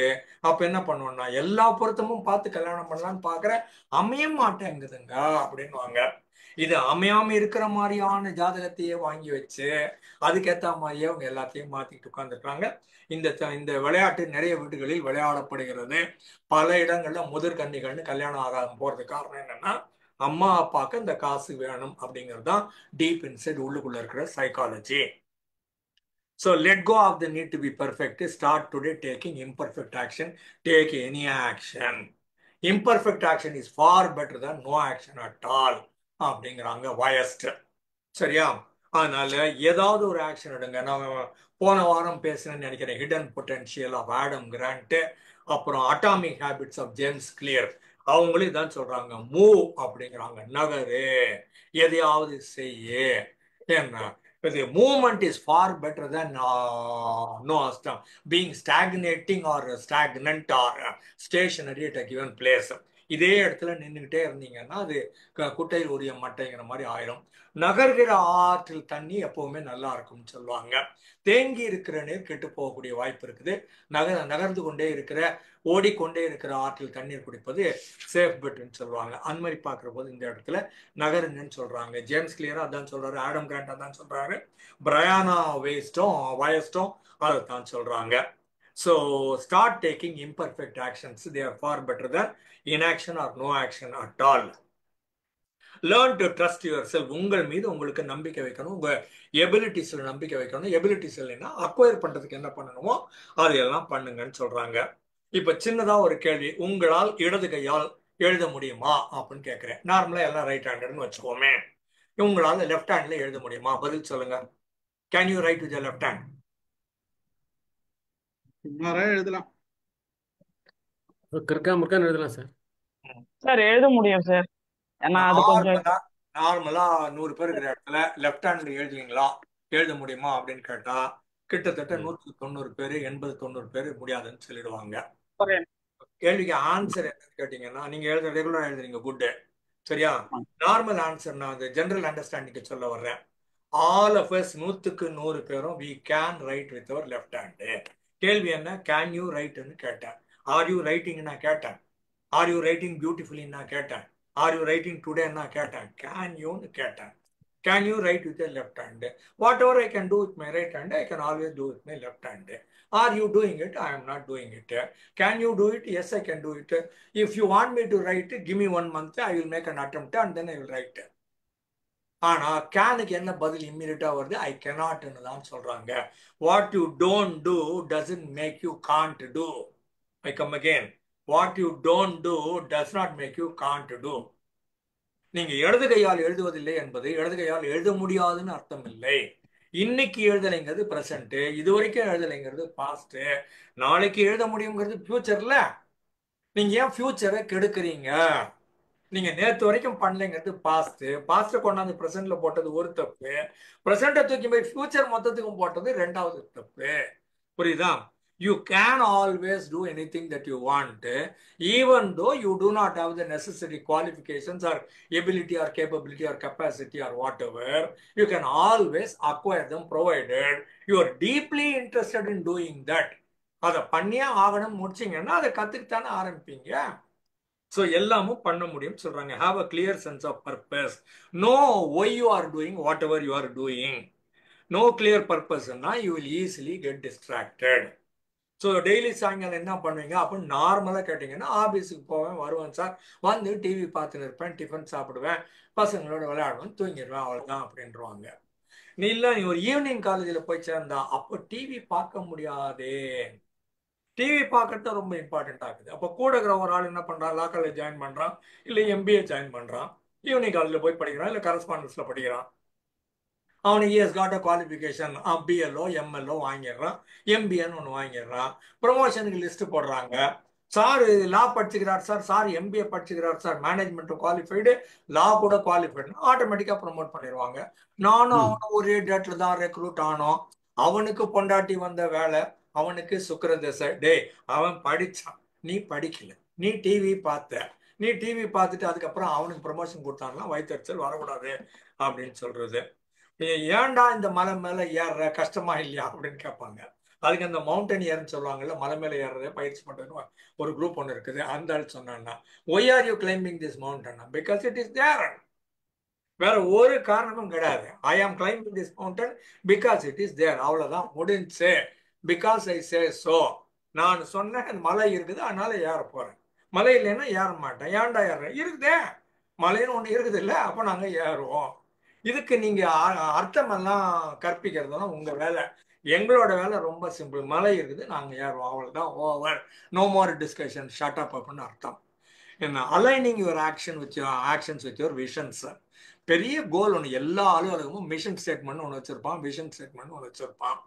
விஷன்னா அவன் பார்க்குற பார்வை அங்கே போகணும், மிஷன்னா இந்த வேலையெல்லாம் செஞ்சா அங்கே போயிடுவோம்னு அர்த்தம். Vision statement. ஆனால் 100% ஆபீஸ் விஷனுக்கும் மிஷனுக்கும் சம்மந்தம் வேலை செய்கிறாங்கிறது தனி கதை. பட் ஒன்றாவது வச்சிருக்கிறாங்கல்ல, எல்லா பெரிய ஆபீஸ்லயும் வச்சிருப்பாங்க. Align your action with your deeper visions, ruthlessly cut out all other activities. ஜென்லைன்னு சொல்லுவாங்க, எல்லாத்தையும் அப்படியே தூக்கி போட்டுட்டு உன் வேலை, ஒரு புது வேலை செய்ய முடியுமா அப்படின்னு கேட்பாங்க. இந்த போனை பண்ணிட்டு சார், இந்த ஃபைலை கிளியர் பண்ணிட்டு சார், ஆபீஸ்ல சொல்லிட்டு சார், இந்த நிமிஷம் அப்படியே தூக்கி போடு. தூக்கி போட்டா என்ன ஆகும்? ஒன்றும் ஆகாது. நீ செத்து போனாலும் ஒன்றும் ஆகாது, நீ வேலை செய்யணும் ஒன்றும் ஆகாது. ஆபீஸ் வேலை எப்படியோ ஓடும், ஓடு எப்படியோ ஓடும். மக்கள் எப்படியோ they will learn to adjust and adapt and they will get by. உன் தலையில உலகம் ஓடுது, you are the CEO of the வேர்ல்டுங்கிற நினைப்பு தாண்டா உன்னை படுவாவி கெடுக்குதும்பாங்க. டீப் ஒர்க்னு ஒன்று புக் இருக்குது, அது பேட் ஏதோ ஒரு சம்திங் அவர் பேரு, பேட் கால் அப்படிங்கிற மாதிரி தான் வரும், உள்ள இருக்குது புக்கு. இந்த டீப் ஒர்க்னு ஒரு புக்கு, அந்த புக்லேயே தான் சொல்லலாம். அப்படியே அவ்வளோத்தையும் கட் பண்ணும். ஃபோனை கட் பண்ணு, வாட்ஸ்அப்பை கட் பண்ணு, ஃபேஸ்புக்கை கட் பண்ணு, இன்ஸ்டாகிராமை கட் பண்ணு, லிங்க்டினை கட் பண்ணு, அத்தனையும் கட் பண்ணு. ஒரு மாசம் சாலிடா உட்காந்து இந்த ஒரு வேலை மட்டும் பண்றேன்னு சொல்லி முடிச்சிரு. உலகம் திரும்பி வந்தா, ஒரு மாசம் கழிச்சு வந்தா அப்படியே தான் இருக்கும். ஒன்றும் காணாம போயிருக்காது, ஒன்றும் கெட்டு போயிருக்காது. நீ அதை தூக்கி பிடிக்கணும், அதை உயர்த்தி நிக்க வைக்கணும், அதை பளபளன்னு ஆக்கணும், அதுக்கு பாலிஷ் பண்ணணும், மெருகூட்டணும், tinkering, whitewashing, polishing, servicing பண்ணணும். ஒரு மனங்கடி கிடையாது. கேட்டா பல நேரங்களில் நீ கெடுக்காம இருந்ததுனா அது நல்லா கூட வந்திருக்கும், அது வளர்ந்து கூட வளர்ந்துருக்கும். புரிஞ்சா? நான் தான் இந்த சர்க்குலேஷன் மேனேஜர்னு ஒரு ஜோக் ஒன்று உண்டு. குமுதம் ஆண்டோட மாதிரி ஏதோ ஒரு வார பத்திரிகைன்னு வச்சுக்கோங்களேன், அது 4 லட்சம் விற்கும். அதுக்கு 10 வருஷமா ஒரு சர்க்குலேஷன் மேனேஜர் ஒருத்தர் இருப்பார். அவர் தான் 40,000 ஆரம்பிச்சு அது 4 லட்சத்துக்கு கொண்டாந்தவர்னு வச்சுக்கோங்களேன். அந்த ஆளு பார்த்து, முதலாளி பார்த்து ரொம்ப சந்தோஷப்பட்டு சொன்னாராம், குமுதம் ஆண்டோடல, சும்மா ஜென்ரலா சொல்றேன், எக்ஸாம்பிளுக்காக சொன்னது. முதலாளி இந்த சர்க்குலேஷன் மேனேஜர் கிட்ட சொன்னாராம், நீ தாயா இதை 40,000 4 லட்சம் வரைக்கும் தூக்கி வந்துருக்கிற, நீ பிரமாதமான ஒர்க் பண்ணிருக்கிற, ஒரு நாள் கூட லீவ் போடாம வேலை செய்யற, எனக்கு ரொம்ப பிடிச்சது ஒண்ணு. அதனால நான் என்ன பண்றேன், உனக்கு அமெரிக்காவுக்கு ஒரு ஃப்ளைட் வாங்கி கொடுக்குறேன், பிசினஸ் கிளாஸ்ல ஒரு 5 ஸ்டார் ஹோட்டலும் போட்டு தரேன், நீ ஒரு மாசம் ஜாலியா போய் இருந்துட்டு வருவியா, ஜஸ்ட் என்ஜாய், ஐ ஆம் சோ ஹாப்பி வித் யூ அப்படின்னு ஒரு ஜென்ரஸ் கிராண்ட் ஒன்று முதலாளி கொடுத்தாராம். இப்போ சர்க்குலேஷன் மேனேஜர் சொன்னாராம், இல்லை சார் வானா, நான் போல, நான் இங்கேயே இருந்து நான் நம்ம பத்திரிக்கையை பார்க்குறேன், சர்க்குலேஷனே பார்க்குறேன்னாராம். அப்போ முதலாளி ஆச்சரியப்பட்டு கேட்டாராம், அடா பாவி, நான் ஃப்ளைட்டு டிக்கெட் கொடுக்குறேன்னு சொல்கிறேன், 5 ஸ்டார் ஹோட்டல் கொடுக்குறேன்னு சொல்கிறேன், அமெரிக்கா சொல்கிறேன், ஒரு மாதம் சொல்கிறேன், எல்லாம் கொடுக்குறேன், ஏன்டா போக மாட்டேன்றேன்? 2 காரணம் இருக்குது சார்.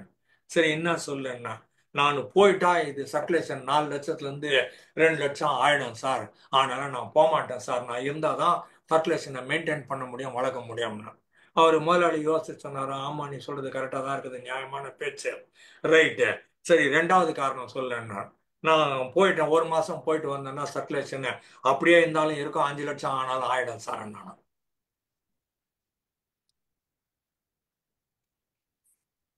இவன் போயிட்டான்னா சர்க்குலேஷன் வளர்ந்தா கூட வளர்ந்துரும், இவன் இருந்து கெடுத்துனுக்கிறான், இவன் லீவ்ல போனா அதை கண்டுபிடிச்சிருவானுங்க.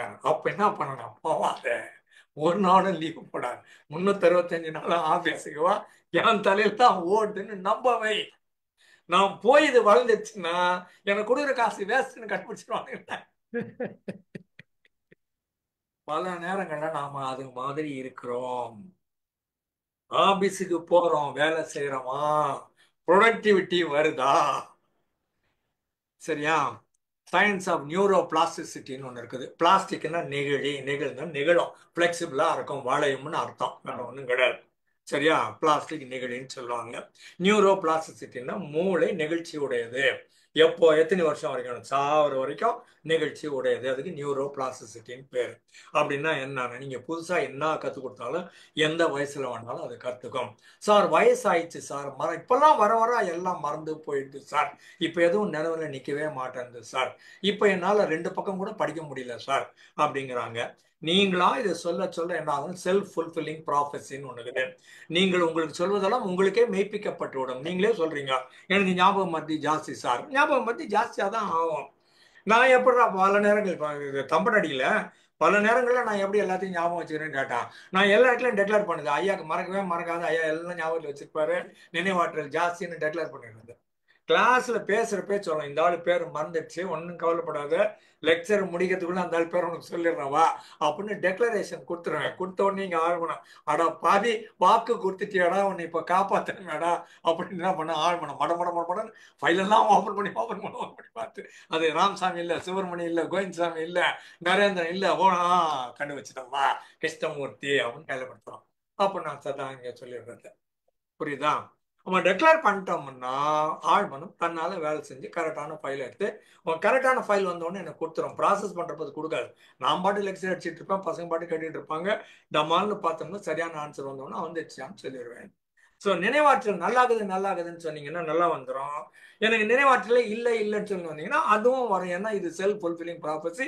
Either way it works. You say positively it works, you say negatively also it again works. You can activate and create new connections also at any point of time in your life. வாழ்க்கையில எல்லா நேரத்திலையும் பண்ண முடியும். Nelson மண்டேலான்றவர் என்ன பண்ணாரு, south ஆப்பிரிக்காவில் விடுதலைக்கு போராட்டாரு, மிகப்பெரிய சமூக போராளி. என்ன ஆச்சுன்னா 29 வருஷம் ஜெயில போட்டாங்க. 29 வருஷம் கழிச்சு சார் வெளில வந்து என்ன பண்ணாருன்னு, பொண்டாட்டியை டைவர்ஸ் பண்ணாருன்னு, அப்புறம் என்ன பண்ணாருன்னு வேற ஒரு பொண்ணை கல்யாணம் கட்டினாரு. எத்தனை வயசுல? 90 வயசுல. நெல்சன் மண்டேலா ஜெயில இருந்து வந்து ஒய்ஃபை டைவர்ஸ் பண்ணுவாரு, வேற ஒரு கல்யாணம் கட்டுவாருன்னா அப்போ அந்த ஆளுக்குள்ள எவ்வளவு ஆற்றல் இருக்குதுன்னு பாருங்கன்னு சொல்ல வர்றேன் நான். சரி தப்பு எல்லாம் போல, irrespective of his age, irrespective of his tenure, irrespective of what has happened in the past, the guy was always active. அவர் மதிக்கப்பட்டார். ஃபுட்பால் கேம் ஆரம்பிக்கிறானுங்க, சாக்கர்னு சவுத் ஆப்பிரிக்கால. அன்னைக்குதான் நெல்சன் மண்டேலாக்கு பிறந்த நாள் வருது. மொத்த மீடியாவும் நெல்சன் மண்டேலா பிறந்த நாள் தான் பேசுறானே தவிர ஒரு பையன் ஃபுட்பாலை பத்தி பேச காணும் அன்னைக்கு. அப்புறம் சொல்லலாம் ராங்கா போய் போட்டோம் சார். நெல்சன் மண்டேலா தான் சவுத் ஆப்பிரிக்காவுக்கு முக்கியம், ஃபுட்பால்லாம் கிடையாது போட, எங்களுக்கு தலைவர் தான் முக்கியம்னு சொன்னாங்க. மொத்தம் மீடியாவும் they were speaking only about Nelson Mandela's birthday. Nobody spoke about inauguration of football game on that day. இதெல்லாம் வரலாறு. அப்ப சொல்ல வர்றது வயது அல்ல, எல்லா காலகட்டத்திலையும் ஏதாவது பண்ணலாம். இப்ப 80 வயசாச்சு இளையராஜா. இன்னைக்கு பேட்டி போட்டாங்க டிவியில, ரொம்ப நல்லா இருந்தது. சிம்பனி அப்படின்னு ஒண்ணு போய் ஒரு அமெரிக்காவோ எங்கேயோ ஒரு மேலை நாடு, எல்லாம் வெள்ளக்காரங்களா இருந்தாங்கப்பா, அதை காமிச்சாங்க. புதுசா இது வரைக்கும் உலகத்துல போடாத ஒரு சமாச்சாரம், ஒரு மியூசிக் ஒண்ணு போட்டாருன்னு சொல்றாரு அவரு. பெருமையா இருக்குது. நம்ம நாட்டு ஆளு, நம்ம ஊர் ஆளு. ஏன்னா அவர் வந்து இவ்வளவு அழகாக உலகமே வியந்து பாராட்டுகிற அளவுல 80 வயசுக்கு அப்புறமா ஒரு சிம்பனி, சோஃபார் நான் எக்ஸிஸ்டன்ட் சிம்பனி இந்த வேர்ல்டு அப்படின்னு சொல்றாங்க. அப்போ நீங்க அந்த ஃபீல்டு அதையும் திரும்ப அகைன் அவர் சொல்றது, இது வந்து நான் மூச்சு விடுற மாதிரிங்க, நான் நல்லா மூச்சு விடுறேன்னு நான் சொல்லுவீங்க, நான் நல்லா மியூசிக் போட்டேன்னு சொல்றது பைத்தியக்காரத்தனமா இருக்குது, நான் நல்லா மூச்சு விடுறேன்னு சொல்றீங்களா? நான் மூச்சு விடுற மாதிரி எனக்கு இது இயல்பான செய்தி, இதுல நான் ஒன்றும் புதுசா பண்ணல, இதுல நான் கிரெடிட் எடுத்துக்கிறதுக்கு ஒண்ணும் இல்லை, இது வேலையே அல்ல, இது ஹாபின்னு கூட சொல்ல முடியாது. திஸ் வே ஐ ஆம் மியூசிக், மியூசிக் இஸ் மீ அப்படின்னு சொன்னாரு. இந்த பேட்டி இன்னைக்கு தான் பார்த்தேன் டிவியில, இன்னைக்கு தான் போட்டாங்க. இது இன்னைக்கு தேதிக்கு அப்டேட்டா பேசுறாரு, டீப் சீக்குன்னு பேசுறாரு அவரு. டீப் சீக்குன்னு ஒண்ணு வந்துக்குது இந்த ஆர்டிபிஷியல் இன்டெலிஜென்ஸ்ல, அது என்னது அப்படின்னு கேட்கிறாரு அவரு. 80 வயசுல சிம்பனி போட்டுக்கின்னு டீப் சீக்குன்னு ஒண்ணுக்குது, அது மியூசிக் வேற போடுதுன்னு சொல்லி இந்த ஆள் பேசுறாருன்னா, நீங்களும் நானும் டீப் சீக்கா அப்படியா தெரியலையே என்னது அப்படின்னு கேட்டோம்னா அது தப்பு இல்லை நம்ம பண்றது. அந்த வயதுக்கு அந்த ஆள் அவ்வளவு வேலை பார்க்கறாருல, புதுசா தெரிஞ்சுக்கிறாருல, அது வந்து நெகிழி. அப்ப நியூரோ பிளான் சுடோக்கு அப்படின்னு ஒண்ணு இருக்குது. அது 9 பாக்ஸ் போட்டிருப்பானுங்க, 9 வெர்டிகல் காலம், 9 ஹரிசாண்டல் காலம் இருக்கும். இதுல வந்து ஒரு நம்பர் போட்டீங்கன்னா அது டேலி ஆகணும். பாக்ஸுக்குள்ளேயும் உட்காரணும், ஹரிசாண்டலாவும் உட்காரணும், வெர்டிகலாவும் உட்காரணும். ஒரு நம்பர் வந்து 3த்தையும் சாட்டிஸ்ஃபை பண்ணணும், ஃபில்அப் பண்ணணும். 9981. அவன் சமயங்களை 10 நம்பர் கொடுத்துருப்பான், சமயங்களை 20-30 நம்பர் கொடுத்துருப்பான், மச்செல்லாம் போட்டு ஃபில்அப் பண்ணணும். அப்ப அது எப்படி எப்படி எப்படி எந்த இடத்துல அது இது ஹரிசாண்டலா போட்டா வெர்டிகலா உதைக்குது, வெர்டிகலா போட்டா பாக்ஸுக்குள்ள உதைக்குது, பாக்ஸுக்குள்ள போட்டா ஹரிசாண்டலா உதைக்குது. உதைக்க கூடாது, தேடு, 3த்தையும் டேலி ஆகுற மாதிரி தேடு அப்படின்னு சொல்றோம்ல. அப்போ மூளை ஒர்க் பண்ணும். டெய்லி காலையில ஒரு 10 நிமிஷம் சுடோக்கு போட்டீங்கன்னா திடீர்னு பாத்தீங்கன்னா you will feel young and you will feel active and you feel dynamic and you will also feel like doing something different elsewhere. வேற ஏதோ ஒண்ணு செய்யறதுக்கான உற்சாகத்தை இது காலையில எழுந்த உடனே எல்லா நியூஸ் பேப்பர்லயும் போடுறாங்கன்னு நினைக்கிறேன். ஒரு சுடோக்கு போட்டா நல்லா இருக்கும். ஒரு புது மொழின்னா போய் நீங்க ஸ்பானிஷ், கிரீக், இட்டாலியன், லட்டின்லாம் தேட வேண்டாம். இங்கேயே பக்கத்துல தெலுங்கு, மலையாளம், கன்னடம், ஹிந்தி அப்படின்னு எதனா ஒன்று படிக்கலாம்னு சொல்ல வர்றேன். டிஃபரெண்டா ஏதாவது ஒன்று பண்ணணும். இங்கிலீஷ் கிராமர் ஏதோ somehow we manage to speak, we do not know proper grammar, but all of us tend to speak in grammar. கொஞ்சம் ப்ராப்பரா தான் என்னன்னு படிப்போமே. நவுன்னா என்ன, வர்புன்னா என்ன, ப்ரெசன்ட் டென்ஸ்னா என்ன, பாஸ்ட் பார்ட்டிசிபிள்னா என்ன தெரியாது. அவர் நாராயணமூர்த்தி பண்ணிட்டு இருக்கிறாரு. நாமளும் கொஞ்சம் புக் எடுத்து படிக்கலாம்ல. நான் ஒரு 2 புக் வாங்கி வச்சுக்கிறேன், இன்னும் படிக்கவே இல்லை. 2 புக் அழகா வாங்கி வச்சுக்கிறேன். இங்க English for every one, English grammar guide. எத்தனை பக்கம் இது? 360 பக்கம். பிரமாதமான புக். அவ்வளோ படம் போட்டு குழந்தை கொடுக்குற மாதிரி எல்லாம் கலர் படம். பிரமாதமான புக்கு. படிக்க தூண்டி விடுகிற புக்கு. இன்னும் நான் படிக்கல. ஒரு நாள் படிச்சுட்டு ஒரு நாள் இங்கிலீஷ் கிராமரும் எடுக்கலான்னு இருக்கிறேன். வரேன். சரியா? உங்களுக்கு போட்டியெல்லாம் கிடையாது, நான் என் ஸ்டைலில் எடுப்பேன். ரைட்டா? அப்புறம் mind shapes your decisions. Mind set. உங்க மைண்ட் செட்னு ஒன்று சொல்றோம் இல்லையா, மென்டல் மேக்கப்னு சொல்லுவோம். குணாதிசயம், பண்பு நலன், எப்பவும் பார்க்குற பார்வை, அணுகுமுறை, பெர்ஸ்பெக்டிவ் அப்படின்னு சொல்லும்போது இந்த சென்சரி பெர்செப்ஷன், சென்சரி அவேர்னஸ்ன்னுட்டு அவுட்லுக் டு யுவர் லைஃப். வாழ்க்கையை எப்படி பார்க்குறீங்க, உலகத்தை எப்படி பார்க்குறீங்க, காதலை எப்படி பார்க்குறீங்க அப்படிங்கிற மாதிரி எல்லாவற்றையும் நீங்கள் இப்போ உங்க பார்க்கும் பார்வை, அணுகுமுறை இருக்குல்ல, அப்ரோச், அந்த அவுட்லுக் இருக்குல்ல, அதை வந்து மாத்தினீங்கன்னா எல்லாமும் மாறும். அப்போ அதுக்கு நீங்க சரியான முடிவுகளை எடுக்க தெரியணும். சரியா? ரெசிஸ்டன்ஸ்னு ஒன்று உள்ள வந்து வானா எதுக்கு வம்பு, கதை நீட்டாத, கழுத்து நீட்டாத. கழுத்து நீட்டினா என்ன சார் அவனை வெட்டி விடுவானுங்க. ஏன் மாலை போட மாட்டாங்களாமா? கழுத்து நீட்டாம எப்படி மாலை போடுவான்? ஹை ஜம்ப் பண்ணி லாங் ஜம்ப் பண்ணி மாலை போடுவான். கொஞ்சம் குனிஞ்சு தான் காமிக்கணும், கழுத்தை நீட்டி தான் பார்க்கணும். கழுத்தை நீட்டினா எல்லாரும் வெட்டிடுவாங்கன்னு உங்களுக்கு ஏன் அந்த பயம் வந்துச்சு? யார் சொல்லி கொடுத்தாங்க? சரியா? அதனால ஆஃபீஸுக்கு ஒருத்தர் புதுசாக வந்து ஜாயின் பண்ணாராம். அப்புறமா இந்த மாதிரி ஒரு 4 நாள் லஞ்ச் ஹவரில் எல்லாம் ஒன்றா உட்காந்து சாப்பிட்ருக்குறாங்க. அப்புறமா அவரோட டியூன் பாக்ஸை திறந்துட்டு சொன்னாராம், இன்னைக்கும் இழவெடுத்த இட்லி அப்படின்னாராம் அவரு. அப்போ கூட இருக்கிறவங்க கேட்டாங்களாம், ஒய்ஃபை வேற எதனா பண்ண சொல்ல வேண்டியது தானே, எனக்கு இன்னும் கல்யாணமே ஆகலைங்க சார் என்னதான். அப்போ ஹோட்டலில் வேற வாங்கின்னு வர வேண்டியது தானே, நான் ஹோட்டலுக்கு போகிறதே இல்லைங்களே.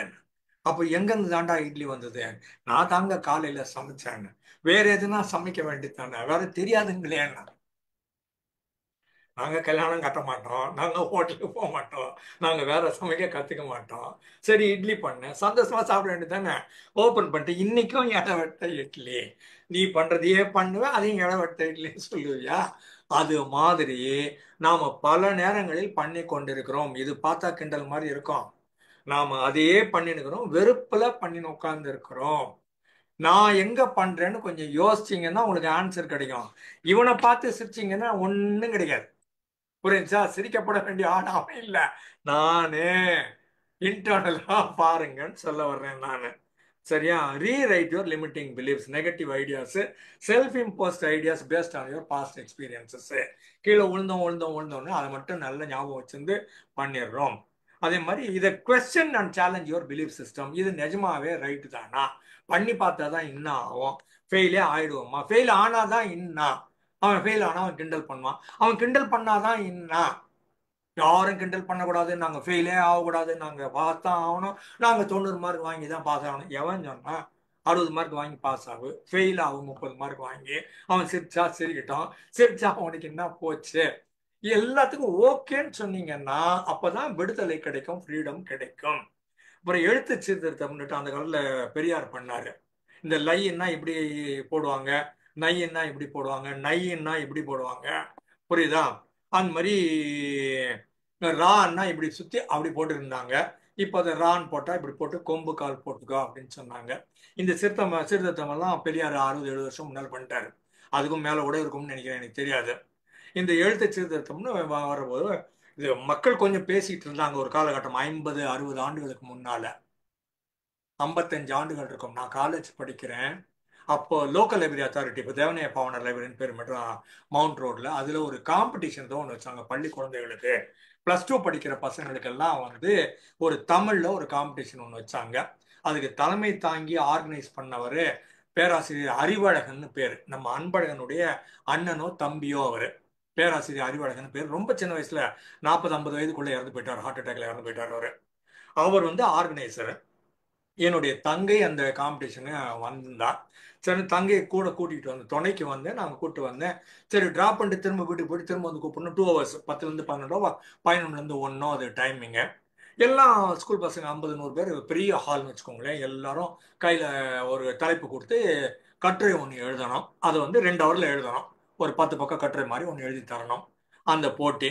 அப்போ சரி, நம்ம திரும்பவும் வீட்டுக்கு போயிட்டு வந்தோன்னா அதே 2 ஹவர் ஆக போது, பேசாம இங்கே உட்காந்துருக்குமே. நான் உட்காந்துருந்தேன். அவர் அறிவழகன் ரொம்ப அழகாக பேசிட்டு இருந்தார். இது அன்பழகன் மாதிரியே ரொம்ப தன்மையா, ரொம்ப பண்போட, அவ்வளவு மதிப்போட அழகா. நான் சின்ன பிள்ளை, நான் காலேஜ் படிக்கிறேன். அவர் அவ்வளோ அழகா பேசிட்டு இருந்தாரு.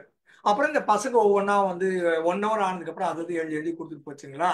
சரி, நான் அவர் ஒன்று எடுத்து படிச்சிருந்தார், நான் ஒன்று எடுத்து படிச்சுட்டு இருந்தேன். மாற்றி மாற்றி படிக்கிற போது ஒரு இந்த 15 வயசு பெண் குழந்தை ஒருத்தி அவ்வளவு அழகா இந்த எழுத்து சீர்திருத்தம் சொல்றோம்ல, இந்த லை போடுறது, இப்படி ஒன்று போட்டு அப்படி போடுறோம்ல, 2 எழுத்தா மாத்துறது, இந்த டிஃப்ரெண்ட் டிசைனை விட்டு கம்ப்யூட்டரைஸ் பண்ற மாதிரி, விடுதலையில வர்ற லை மாதிரி, அந்த மாதிரி எழுத்துல அவ்வளவும் எழுதி வச்சிருந்தா. 10 பக்கமும் அந்த சின்ன பொண்ணு அவ்வளவு அழகா அந்த மாறிய எழுத்து, சீர்திருத்தப்பட்ட எழுத்து, அதை எழுதி வச்சிருந்தா. அதை படிச்ச உடனே எனக்கு தோணுச்சு, ஐயையோ, இவ்வளவு குட்டி பொண்ணு, என்னை விட 4 வயசு சின்ன பொண்ணு, அது எழுதுறான், மௌன நான் இனிமே விடுறது இல்லவான்னு அன்னைக்கு மாத்துறேன். நான் என்னுடைய எழுத்தை மாற்றி 55 ஆண்டுகள் ஆகுறது. அதை இங்க பதிவு பண்ணணும்னு நினைக்கிறேன். ஏன் வந்துச்சுன்னா, ஒரு சின்ன பொண்ணு, என்னை விட சின்ன பொண்ணு எழுத்தை மாத்திருச்சு. எனக்கு இன்னமும் தயக்கமா இருக்குது. பழைய மாதிரியே எழுதி பழகிருச்சு, அப்படியே எழுதலாம் தான் உள்ள அந்த தலை சொல்லுச்சு. அதை பார்த்த அன்னைக்கு முடிவெடுத்தேன், இனிமே நான் மாத்துறதுன்னு முடிவெடுத்து மாத்திட்டேன். சரியா? அதுக்கப்புறம் ரொம்ப நாள் கழிச்சு தான் இப்ப எல்லாம் வந்தது. கம்ப்யூட்டர் வந்ததுக்கு அப்புறம் 2000க்கு அப்புறம் இந்த 25 வருஷமா பண்றாங்க. நான் 55 வருஷம் முன்னால பண்ணேன். நான் பண்ணதுக்கு அந்த சின்ன பொண்ணு காரணம் சொல்ல வர்றேன். முடிவு எடுத்துட்டீங்கன்னா மாத்திரலாம். ஆனா முடிவு எடுக்காம நம்ம சபடேஜ் தான் பண்ணின்னு உட்கார்ந்து இருக்கிறோம். சரியா? அதுக்கப்புறம் ஒரு சின்ன குழந்தை, இதுவும் வீடியோ வாட்ஸ்அப்ல இருக்குது. 4, 5 வயது பெண் குழந்தை, 2 அடி உயரம், 1.5, 1.25, 2 அடி இருக்கும்னு வச்சுக்கோங்க. ஸ்டூல் சின்னதா ஒரு மர கோக்காலி, நாக்காலின்னு சொல்லுவாங்க இல்லையா, அந்த மாதிரி ஸ்டூல்னா முதுகு பகுதி இல்லாமல் ஒரு பிளாட் ஸ்டூல். அந்த ஸ்டூல்ல அப்பா என்ன சொல்றாரு, 2 கால்ல அப்படியே ஜம்ப் பண்ணி மேலே ஏறி உட்காரணும்னு சொல்றாரு. ஒத்த காலில் ஏறிடலாம், ஜம்ப் பண்ணுங்கிறாரு. இந்த குழந்தை, 4 வயசு குழந்தை, ஜம்ப் பண்ணி ஒவ்வொரு வாட்டி ஜம்ப் பண்றப்போ அடிபட்டு கீழே விடுது. அது மெத்த மாதிரி ஏதோ ஒன்று கீழே வச்சிருக்கிறாங்க, ஆனாலும் விடத்தான் செய்யுது. அந்த 2 அடி ஜம்ப் பண்ணி 2 காலையும் அப்படியே தூக்கி மேலே உட்காரணும் அப்படிங்கிறாரு, ஸ்டூல் மேலே உட்காரணும்னு. திரும்ப திரும்ப 20 தடவை நான் ஸ்டாப், எடிட் பண்ணாத வீடியோ. 20 தடவை கீழே போய் அடிபட்டு கீழே விழுந்து, மல்லாக்க விழுந்து, இப்படி விழுந்து, அப்படி விழுந்து. அப்பா என்ன சொல்றாரு, முடியும், முன்னால முடியும், பண்ணு பண்ணு பண்ணு. 20வது வாட்டி ஜம்ப் பண்ணி மேலே ஏறி உட்காந்துச்சு. அப்பா அந்த மாதிரி அப்பா இருந்தா, இல்ல அந்த மாதிரி மனநிலை நம்ம இருந்தா, இல்ல அந்த பொண்ணை நம்ம மாடல் பண்ண முடிஞ்சா, புரியுதா? நீ ஒண்ணு அந்த அப்பாவா இருக்கலாம், இல்லைன்னா அந்த குழந்தையா இருக்கலாம், இல்லைன்னா நீங்க அதை மாடல் பண்ற மாதிரியாவது இருக்கலாம் அப்படின்னு சொல்ல வர்றேன். அந்த விடாமுயற்சி விழுந்தா பரவாயில்ல. இதுக்கெல்லாம் வந்து செல்ஃப் மாஸ்டரி வேணும்னு சொல்றாங்க இவங்க. Ability to govern oneself in all aspects of one's life, emotionally, mentally, physically, all kali. Understanding your impulses, compulsions and other hesitations, reservations and all those things. அதையும் பார்த்து வச்சுக்க. இந்த பக்கம் இம்பல்ஸ், கம்பல்ஷன். இம்பல்ஸ்னா உடனே டமால்னு பண்ணிடுறது. அவன் என்ன திட்டினா சார், பலார்னு ஒன்று போட்டேன் சாருங்கிறது இம்பல்ஸ். ஏன்னா உங்களுக்கு உள்ள கண்ட்ரோலே கிடையாது. ஸ்டிமுலஸ் ஒரு ரெஸ்பான்ஸ் வந்தே தீருது. ஒரு ஒரு தாக்கம்னு ஒன்று சொல்றோம் இல்லையா, அந்த தாக்கம் உடனே வந்துடுது. அவன் சொன்னா என்ன என்ன பண்ண சொல்றான் அப்படின்னு கேட்கறது. அந்த மாதிரி ஆளுங்களை தான் ஜெயிலில் இருக்கிறவங்க எல்லாம். அவன் என்னோ ஆச்சு, இம்பல்ஸ்ல டமால்னு ஒன்று பண்ணிட்டான், அப்புறம் பெரிய தப்பா போச்சு, ஜெயிலுக்குள்ள போயிட்டான். So learn to manage them by deliberate conscious effort, and then whatever supports your personal growth, go with it so that you can be fulfilled and you are well-being. Identify limiting beliefs and break them. Have emotional control. பெயின்லையும் ஒரு power இருக்குது. அவமானம்னு ஒன்று பேசியிருக்கிறேன், Stephen தான் என்ன பேச சொன்னார், insult அப்படின்னுட்டு. ஃபேமிலியில உங்களை யார் இன்சல்ட் பண்றாங்க, ஆஃபீஸ்ல யார் இன்சல்ட் பண்றாங்க, சமுதாயத்தில் யார் உங்களை அவமானப்படுத்துகிறார்கள், சிறுமைப்படுத்துகிறார்கள், கேவலப்படுத்துகிறார்கள், கிண்டல் பண்ணுகிறார்கள், கேலி செய்கிறார்கள், உன்னால முடியாதுன்னு சொல்றாங்க அப்படின்னு பார்த்துட்டு அந்த மாதிரி நேரங்களில் சமாளிப்பது எப்படி அப்படின்னுட்டு லாங் பேக் நம்ம மைண்ட்ல ஒரு டாக் ஒன்று கொடுத்துருக்கிறேன். அந்த மாதிரி இடங்கள்ல பெயினும் நல்லதுதான். பலிக்க பண்ணுவதும் இந்த மாதிரி ஒரு ஆள் பலிக்க பண்ற போது, டே அவனை நான் பண்ணி காட்டுறேன் பார், அப்பதான் உனக்கு நான் யார் தெரியும்னு வீறு கொண்டு எழுதல் சொல்லுவாங்கல்ல, அந்த மாதிரி எழுந்தீங்கன்னா நல்லா இருக்கும். ஃபியர் அண்ட் டிசைர்ன்னு சொல்லுவாங்க. இது சொல்லுவாங்கல்ல, இது வயஸ்ட் சொல்றாங்க, பிரயானா வயஸ் சொல்றாங்க. ஃபியருங்கிறது உங்களுக்கு பார்த்தா பயமாகுது, டிசைர்னா உங்களுக்கு பார்த்தா ஆசையா இருக்குது. ஃபியரு நகர்ந்து போன்னு சொல்லுது, டிசைரு அதை நோக்கி போன்னு சொல்லுது. பல நேரங்களில் இது அப்ரோச் அவாய்டன்ஸ்ன்னு சொல்லுவோம் ஸ்ட்ரெஸ் மேனேஜ்மெண்ட்ல. அப்ரோச்னா போயிருவீங்க, உங்களுக்கு பிடிச்சிருக்குது பண்ணிட்டீங்க. அவாய்டுனா இது டேஞ்சர், வானா விலகி போயிருவீங்க. வேணும் ஆனா பயமாகுது, அப்ரோச் அவாய்டன்ஸ் ஒன்று. அதுதான் பெரிய கான்ஃபிளிக்ட். நார்மல் எக்ஸாம்பிள் நான் சொல்றது, காலேஜ் பையனுக்கு கூட இருக்கிற பொண்ணுகிட்ட ஐ லவ் யூ சொல்லணும், and he wants approach and is also afraid. பல இடங்கள்ல இது மாதிரி நமக்கு அப்ரோச் அவாய்டன்ஸ் இருக்குது. இந்த ப்ராஜெக்டை நம்ம பண்ணா நல்லா இருக்குமேன்னு தோணும், ஆனா முடிக்கலைன்னா உதவாங்கணுமே அப்படின்னு ஒன்று தோணும். இந்த அப்ரோச் அவாய்டன்ஸ் கான்ஃபிளிக்ட் இருக்கிற இடங்கள்ல அப்ரோச்சுங்கிறது உள்ள இருக்கிற டிசைரு, ஃபியரை மட்டும் கண்ட்ரோல் பண்ணிட்டீங்கன்னா நீங்க அப்ரோச்சா மாத்திரலாம் அப்படிங்கிறாங்க இவங்க. அது ஒரு முக்கியமான செய்தி. அப்புறம் எனிமி ஆஃப் பெஸ்ட்டுக்கு ஆப்போசிட் என்னன்னு சொல்லுங்க. பிஇஎஸ்டி பெஸ்ட், அதுக்கு ஆப்போசிட்னா worst-ஆ சார்? வர்ஸ்டா சார். இது உலகம் பூரா பெஸ்ட்டுக்கு ஆப்போசிட் வர்ஸ்ட். ஏன்னா இங்கிலீஷ் படிச்சுக்கிறோம் நம்ம, சரியா? ஆனா இங்கிலீஷ்ல தானே சார் கேட்டீங்க? ஆமா, இருங்க, நம்ம அடுத்து சொல்ல வர்றேன்ல, வாங்கணுமா இல்லையா, அதுக்குள்ளேயே தப்பிச்சா எப்படி எக்ஸ்பிளனேஷன்? நீங்க இங்கிலீஷ்ல கேட்டீங்க, நான் ஆப்போசிட் சொல்லிட்டேன், அவ்வளவுதான் சார். இது எஸ்கேப் ரூட், அடி வாங்க பயம். நாங்க கிராமர்ல கரெக்டா சொல்லிட்டோம். வாழ்க்கையில enemy of the best is good. நீங்க 90 மார்க் வாங்கணும்னு நினைச்சீங்கன்னா 30 மார்க் ஃபெயில் ஆகி 4 பேர் அடிச்சாங்கன்னா, கிண்டல் பண்ணாங்கன்னா, முட்டி போட வச்சா, வெளியில போய் நிக்க வச்சா, பெஞ்ச் மேல ஏத்துனா, கிண்டல் பண்ணா, வெறுப்பேத்துனா, அடுத்த வாட்டி பண்ணி காட்டுறேன் பாருன்னு ஒரு 90 மார்க் வரும். நீங்க இதை தாண்டி இந்த 50-60 வந்து குட்டு வந்து உடனே நம்மளுக்கு அதான் பாஸ் ஆயிட்டோம்ல, அதான் ஃபர்ஸ்ட் கிளாஸ் வந்துச்சு இல்ல, குட்டு தான் உங்க வளர்ச்சியை நாசம் பண்ணுது அப்படிங்கிறாங்க. புரியுதா? The enemy of the best is not worst, enemy of the best is good. worst வந்து உங்களுக்கு திரும்ப பெஸ்ட் கொண்டாந்து விட்டுரும். நீங்க இஃப் யூ கிவ் அப் ஒரு பக்கம் வந்து நீங்க வந்து நம்ம சைக்காலஜி படி அப்ரோச் பண்ணும்போது குழந்தைங்க வந்து 30ல இருந்து 60க்கு வந்தா வெரி குட், அப்ப நீங்க parents should be very happy அப்படின்னு சொல்லி கொடுத்துருக்கீங்க. இப்ப வந்து நீ 60க்கு வந்தா அதுதான் உன்னுடைய தடைக்கல், நீ அங்கே நின்றேங்கிறீங்க. சொல்லுங்க சார், நீங்க தான் சொல்லுங்க. இதுக்கு வந்து கோட்டிங் அவுட் ஆஃப் கான்டெக்ட்னு பேரு. எந்த இடத்துல எதை சொன்னோம், சைக்காலஜில அதுக்கு வேற மீனிங் இருக்குது, வாழ்க்கையில வேற மீனிங் இருக்குது, எந்த இடத்துக்கு எது பொருந்தும். பல நேரங்களில் நாம இது வந்து நான் வின்னர் அப்படின்னு ஒண்ணு இருக்குது டிரான்சாக்னாலிசிஸ்ல. வின்னருங்கிறவன் வின் பண்ணிட்டு போயிடுவான், லூசருங்கிறவன் அடி வாங்கிட்டு போவான். இந்த நடுவில் ஒருத்தர் இருக்கிறான் பார்த்தீங்களா, நான் வின்னர்னு ஒருத்தன். ஏதோ படித்தோம் சார், ஏதோ வேலைக்கு போனோம் சார், ஏதோ சம்பளம் வந்தது சார், ஏதோ குடும்பம் நடத்தினோம் சார், வாடகைக்கு ஒரு வீட்டுல இருந்தோம் சார், ஒரு மாதிரியா வண்டி ஓட்டினா போதும், எதுக்கு வம்பு, இதுக்கு மேல நம்ம ஆசைப்படக்கூடாது சார், போதுமென்ற மனமே பொன் செய்யும் மருந்து அப்படின்ட்டு இவன் வளர்ச்சி இவனே கெடுப்பான்னு சொல்றது. நான் winner is a person who always looks at people below him and justifies his existence. He never compares himself with the people higher up and move towards. அதனால growth இல்லாமல் ஸ்டாக்னேட் ஆகிற ஆளை நான் வின்னர்னு சொல்லுவோம், சரியா? அதுல சில இடங்கள்ல இந்த மாதிரி ஆயிடுது. பல நேரங்களில் பெஸ்ட் நீங்க குட் வந்த உடனே யூ கிவ் அப், அதுக்கப்புறம் ரெஸ்ட் எடுக்க ஆரம்பிச்சிடுறீங்க. இந்த முயல் ஓடிச்சு, ஓடினே இருந்தா நல்லா இருக்கும், தூங்குச்சு இல்ல, அந்த இடம் தான் ஐ ஆம் குட்னு நினைச்சது, அந்த இடத்துல தூங்க போச்சு. ஐ ஆம் பேடுன்னு நினைச்சிருந்தா ஓடி இருக்கும், ஐ ஆம் எக்ஸலன்ட் நினைச்சா ஓடினே இருந்திருக்கும், ஐ ஆம் குட்னு நினைச்சதுனால அது தூங்க போச்சு. அந்த மாதிரி பண்ணாதீங்கன்னு சொல்ல வருது. மெட்டஃபர் அப்படின்னு இவங்க நிறைய உருவகம் கொடுக்குறாங்க. மவுண்டன் இஸ் யூ அப்படிங்கிறாங்க. மவுண்டன் ஆஃப் யூன்னா நீங்க தான் நிறைய எதிர்பார்ப்புகள் இருக்குது, ஃபேமிலி சோஷியல் ப்ரெஷர்லாம் இருக்குது, செல்ஃப் இம்போஸ் ஸ்டாண்டர்ட்ஸ் எல்லாம் இருக்குது, இம்பாசிபிள் டு கிளைம் அப்படின்னு இருக்குது. ஆனா அதெல்லாம் ரீடிஃபைன் பண்ணிட்டு நீங்க ஏறுறதுன்னு முடிவு பண்றீங்க. உங்களுடைய எதிர்பார்ப்புகள் உங்களுடைய மலை. பெருசா நான் எதிர்பார்க்கறேன்னு நினைக்கிறீங்கல்ல, அதெல்லாம் உங்களை மலையாக்குகிறது. இல்ல மலைன்னு சொன்னீங்கன்னா பெரிய எதிர்பார்ப்புகள்னு அர்த்தம். Climbing the mountain of growth, எதெல்லாம் வளருதோ, நான் வளர்ந்துக்கிட்டே வர்றேன், நான் மேல மேல மேல போய்கிட்டே இருக்கிறேன், வாழ்க்கையிலையும் நான் மேல வர்றேன்னு சொல்றீங்கல்ல, அந்த மாதிரி mountain. Climbing the mountain is growing up or developing or progressing in your life. அப்புறம் பீக் ஆஃப் செல்ஃப் ரியலைசேஷன்னா மேலே ஏறி நின்று பார்த்தீங்கன்னா அப்படியே உலகம் எல்லாமும் சின்ன சின்ன பிரச்சனைகள்லாம் சின்ன சின்னதா இருக்கும்.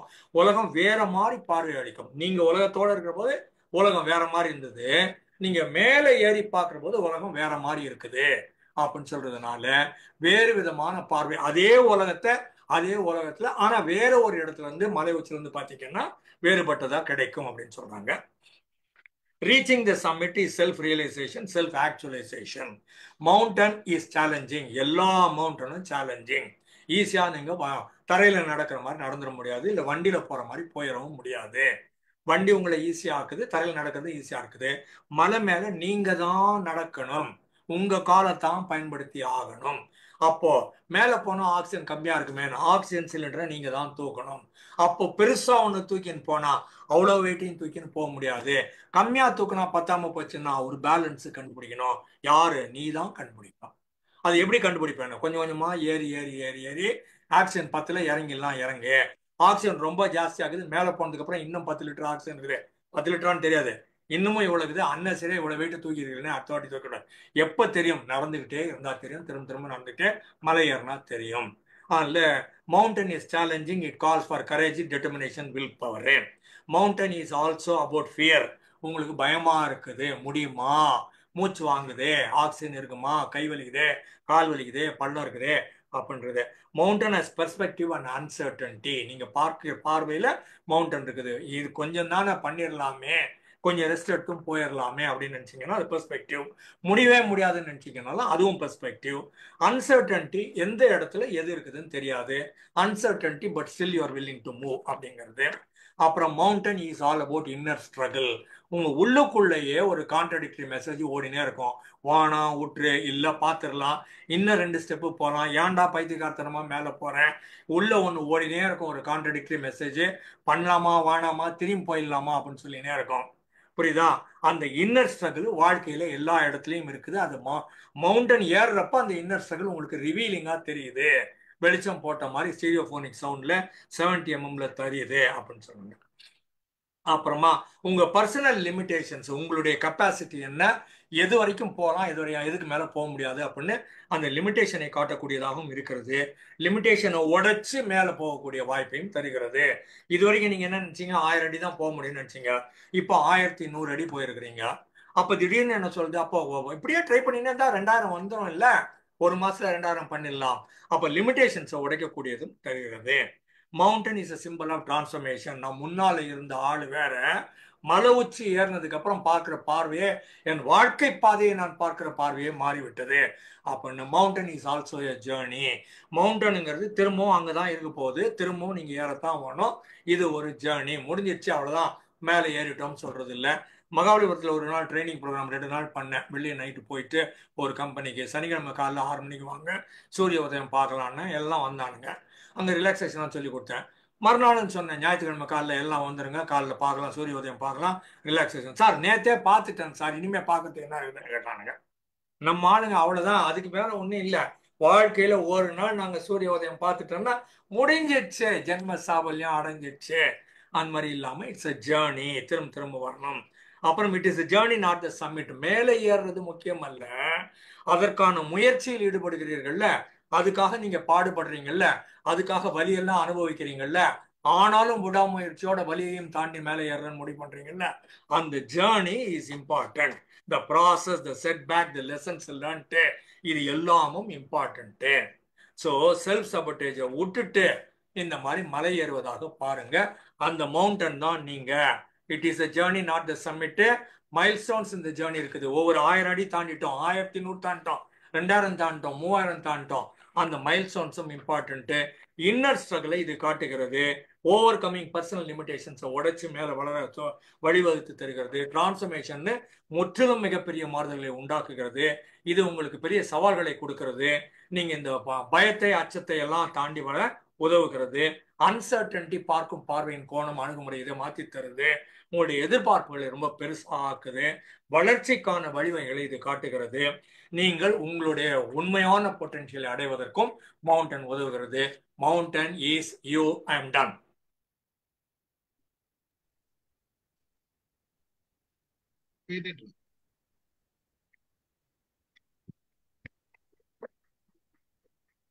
சார் லெஃப்ட் ஹேண்ட்ல ட்ரை பண்ணி எழுதி இருக்கிறேன். Very good. Mind your mind by Ramu sir session. இது டோனி ராபின்ஸ் சொல்லுவாரு, ஒரு கோல் செட் பண்ணீங்கன்னா அந்த கோலை நோக்கி ஏதாவது ஒரு சின்ன வேலையை பண்ணிட்டு அப்புறம் நகருங்கன்னு சொல்லுவாரு. இந்த கோலை மனசுல வச்சீங்கன்னா போயிடும். Take immediate action about the goal. ஒரே ஒரு ஸ்டெப்பாவது உங்க கோலை நோக்கி வச்சுட்டு அதுக்கப்புறமா நகரும் பாரு. அந்த ஆங்கிள் இப்ப செல்வா பண்ணது ஒரு 4 லைன் எழுதுனீங்கல்ல, குட். Thank you sir. நேத்திக்கு வந்து நம்ம இவரு சதீஷ் வந்து ஒரு ஓஎஸ் சொன்னார், இமீடியட்டா இன்ஸ்டால் பண்ணி காட்டினாரு நம்ம சிவகுமார் சார். இம்மீடியட்டா இன்ஸ்டால் பண்ணி காமிச்சாரு. இந்த மாதிரி இன்னைக்கு நீங்க இதை சொன்ன உடனே செல்வா இம்மீடியட்டா இம்ப்ளிமெண்ட் பண்ணி காமிக்கிறார். கிரேட், பாராட்ட வேண்டிய விஷயம். மலையை உருவப்படுத்துறாங்க. நீங்க தான் மலைக்கு என்னென்னலாம் நம்ம மீனிங் கொடுக்க முடியுமோ அந்த மீனிங் எல்லாம் கொடுத்து அதோட கனெக்ட் பண்ணி உங்க செல்ஃப் சபோர்டேஜை நிறுத்துறதுக்கு இந்த மலை உதவுதுன்னு சொல்றாங்க.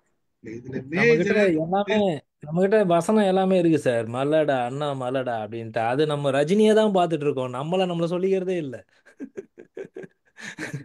அது வேற மீனிங் இல்ல சொல்றேன். மலடா அண்ணா மலடான்ட்டு அவன் பெருசா அவனை பத்தி தானே பெருசா சொல்லிக்கிறான். அதுதானே இப்ப. ஆனா நம்ம திரும்ப திரும்ப தலைவர் தலைவர்னு அவரை தான் சொல்லிட்டு இருக்கோம். ஏன் ஒய் நாட் யூ? இல்ல, இங்க வந்து இந்த மலையை நீ தாண்டி வரணும்ன்றதுதான் இங்க சொல்றேன். உனக்குள்ள இருக்கிற ஒரு தடை தான் அந்த செல்ஃப் சபோர்டேஜ் இருக்கு. பட் மவுண்டைன் இஸ் யூ இல்ல. இந்த டாபிக் வேற சார். இந்த டாபிக் வந்து you feel that you are mountain. அதுதான் இங்க சொல்லுது. இங்க உருவகமே இல்ல. அதான் ஒரு ஆரம்பத்துல இன்ட்ரடக்ஷன்லயே தெளிவா சொல்லிட்டாரு. there is no இது உருவகப்படுத்துறது கிடையாது. மாதிரி இல்ல. நான் தான் மலை இங்க. நான் மலை, நான் விஸ்வரூபம், ரைட்? நான் கடவுள், நான் தான் எல்லாம் அப்படின்றது முதல்ல உணருன்றது தான் இந்த இடத்துல சொல்லுது இந்த டாபிக். எக்ஸலண்ட். Yes sir. இதுல மேஜரே என்னன்னா நமக்கு வந்து செல்ஃப் சப்போர்டேஜ் நம்ம கிட்ட என்னென்ன இருக்கு, correct. You have to find it. அது தவிர மைக்ரோ எவ்ரி டே வந்து ஒரு சின்ன சின்ன மாற்றங்கள், மைக்ரோ சேஞ்சஸ் இருக்குதா அதுல. Self awareness and self realisation, சின்ன சின்ன மைக்ரோ சேஞ்சஸ். இது வந்தோம்னா நீங்க வந்து உங்களோட எல்லா விஷயத்தையும் உடைக்கிறீங்கன்றது தான் கொஸ்டின் வந்து சார், கொஸ்டின் ராம சார், இப்போ வந்து நம்ம இந்த மாதிரி நிறைய விஷயங்கள் வந்து முயற்சி எடுத்து இப்போ ஒரு புதுசாக ஒரு கேரியரோ இல்லை புதுசாக ஒரு பிஸ்னஸோ இல்லை ஏதோ ஒரு விஷயம் நம்ம எடுத்து பண்ணுறோம். இதுக்காக நம்ம முயற்சி பண்ணுறோம். அதில் வந்து நிறைய ப்ராப்ளம் தான் இருக்குது. ஏன்னா உடனே ஒன்றும் கிடைக்காது. அப்போது நம்ம அது ப்ராக்ரஸ் பண்ணிகிட்டே இருக்க இருக்க இருக்க இருக்க நம்ம ஒரு இடத்துல வந்து தொய்வாகுது இல்லைங்களா? ஏன்னா இப்போ ரிட்டர்ன் ஒன்றும் பெருசாக வரதில்லை. அப்போ ரிட்டர்ன் வராத போது நமக்கும் பெருசாக ஹோப் கிடைக்குது. It's not about only money. ஹோப்பும் கிடைக்கிறது இல்லைல்ல. அப்போ எவ்வளோ அளவுக்கு வந்து நம்ம இதை திரும்பவும் திரும்பவும் திரும்பவும் போகலாம், இல்லை இது நமக்கு செட் ஆகாதுன்னு எப்போ வந்து நம்ம யூட்டர்ன் அடிக்கலாம்? அது உள்ளுணர்வு ஒன்று சொல்லும். அது வந்து நீங்க அட்டம் பண்ணி பார்க்குறப்ப தான் தெரியும். ஒரு லெவல் தாண்டுற போது ஐ ஆம் மேக்கிங் எ ப்ராக்ரஸ்ன்னு ஒன்று உள்ள சொல்லிச்சுன்னா சரி இன்னும் கொஞ்சம் முயற்சி பண்ணா வந்துடும் சொல்லும். நீங்க பல பண்ணிட்டு ஒரு ப்ராக்ரஸ் கூட உங்களுக்கு கிடைக்கலங்கிற போது அப்போ வானா விட்டுரு அப்படின்னு சொல்லும். ஆனா இப்ப நீங்க பேசுற போது இப்ப இது திரும்ப இந்த ரெக்கார்டிங் கேளுங்க. நீங்க ஒரே ஒரு இடத்துல நான் அப்படின்னு பர்சனலா சொன்னீங்க. மிச்சம் யூஸ் பண்ண 10 சென்டென்ஸ் நாம அப்படின்னு சொன்னீங்க. அப்போ நாமன்னு சொல்ற போது நான் சொன்னா அந்த தோல்வி எனக்கு வலியை தரும். அப்ப என்ன பண்ண கும்பல் கூட்டிக்குவேன். நாங்கெல்லாம் யார் தெரியுமா, எங்க தமிழ்நாட்டுல என்ன தெரியுமா அப்படின்றது கும்பல் கூட்டுறது. கும்பல் கூட்டினா வலிக்குதுன்னு அர்த்தம்னு அர்த்தம்.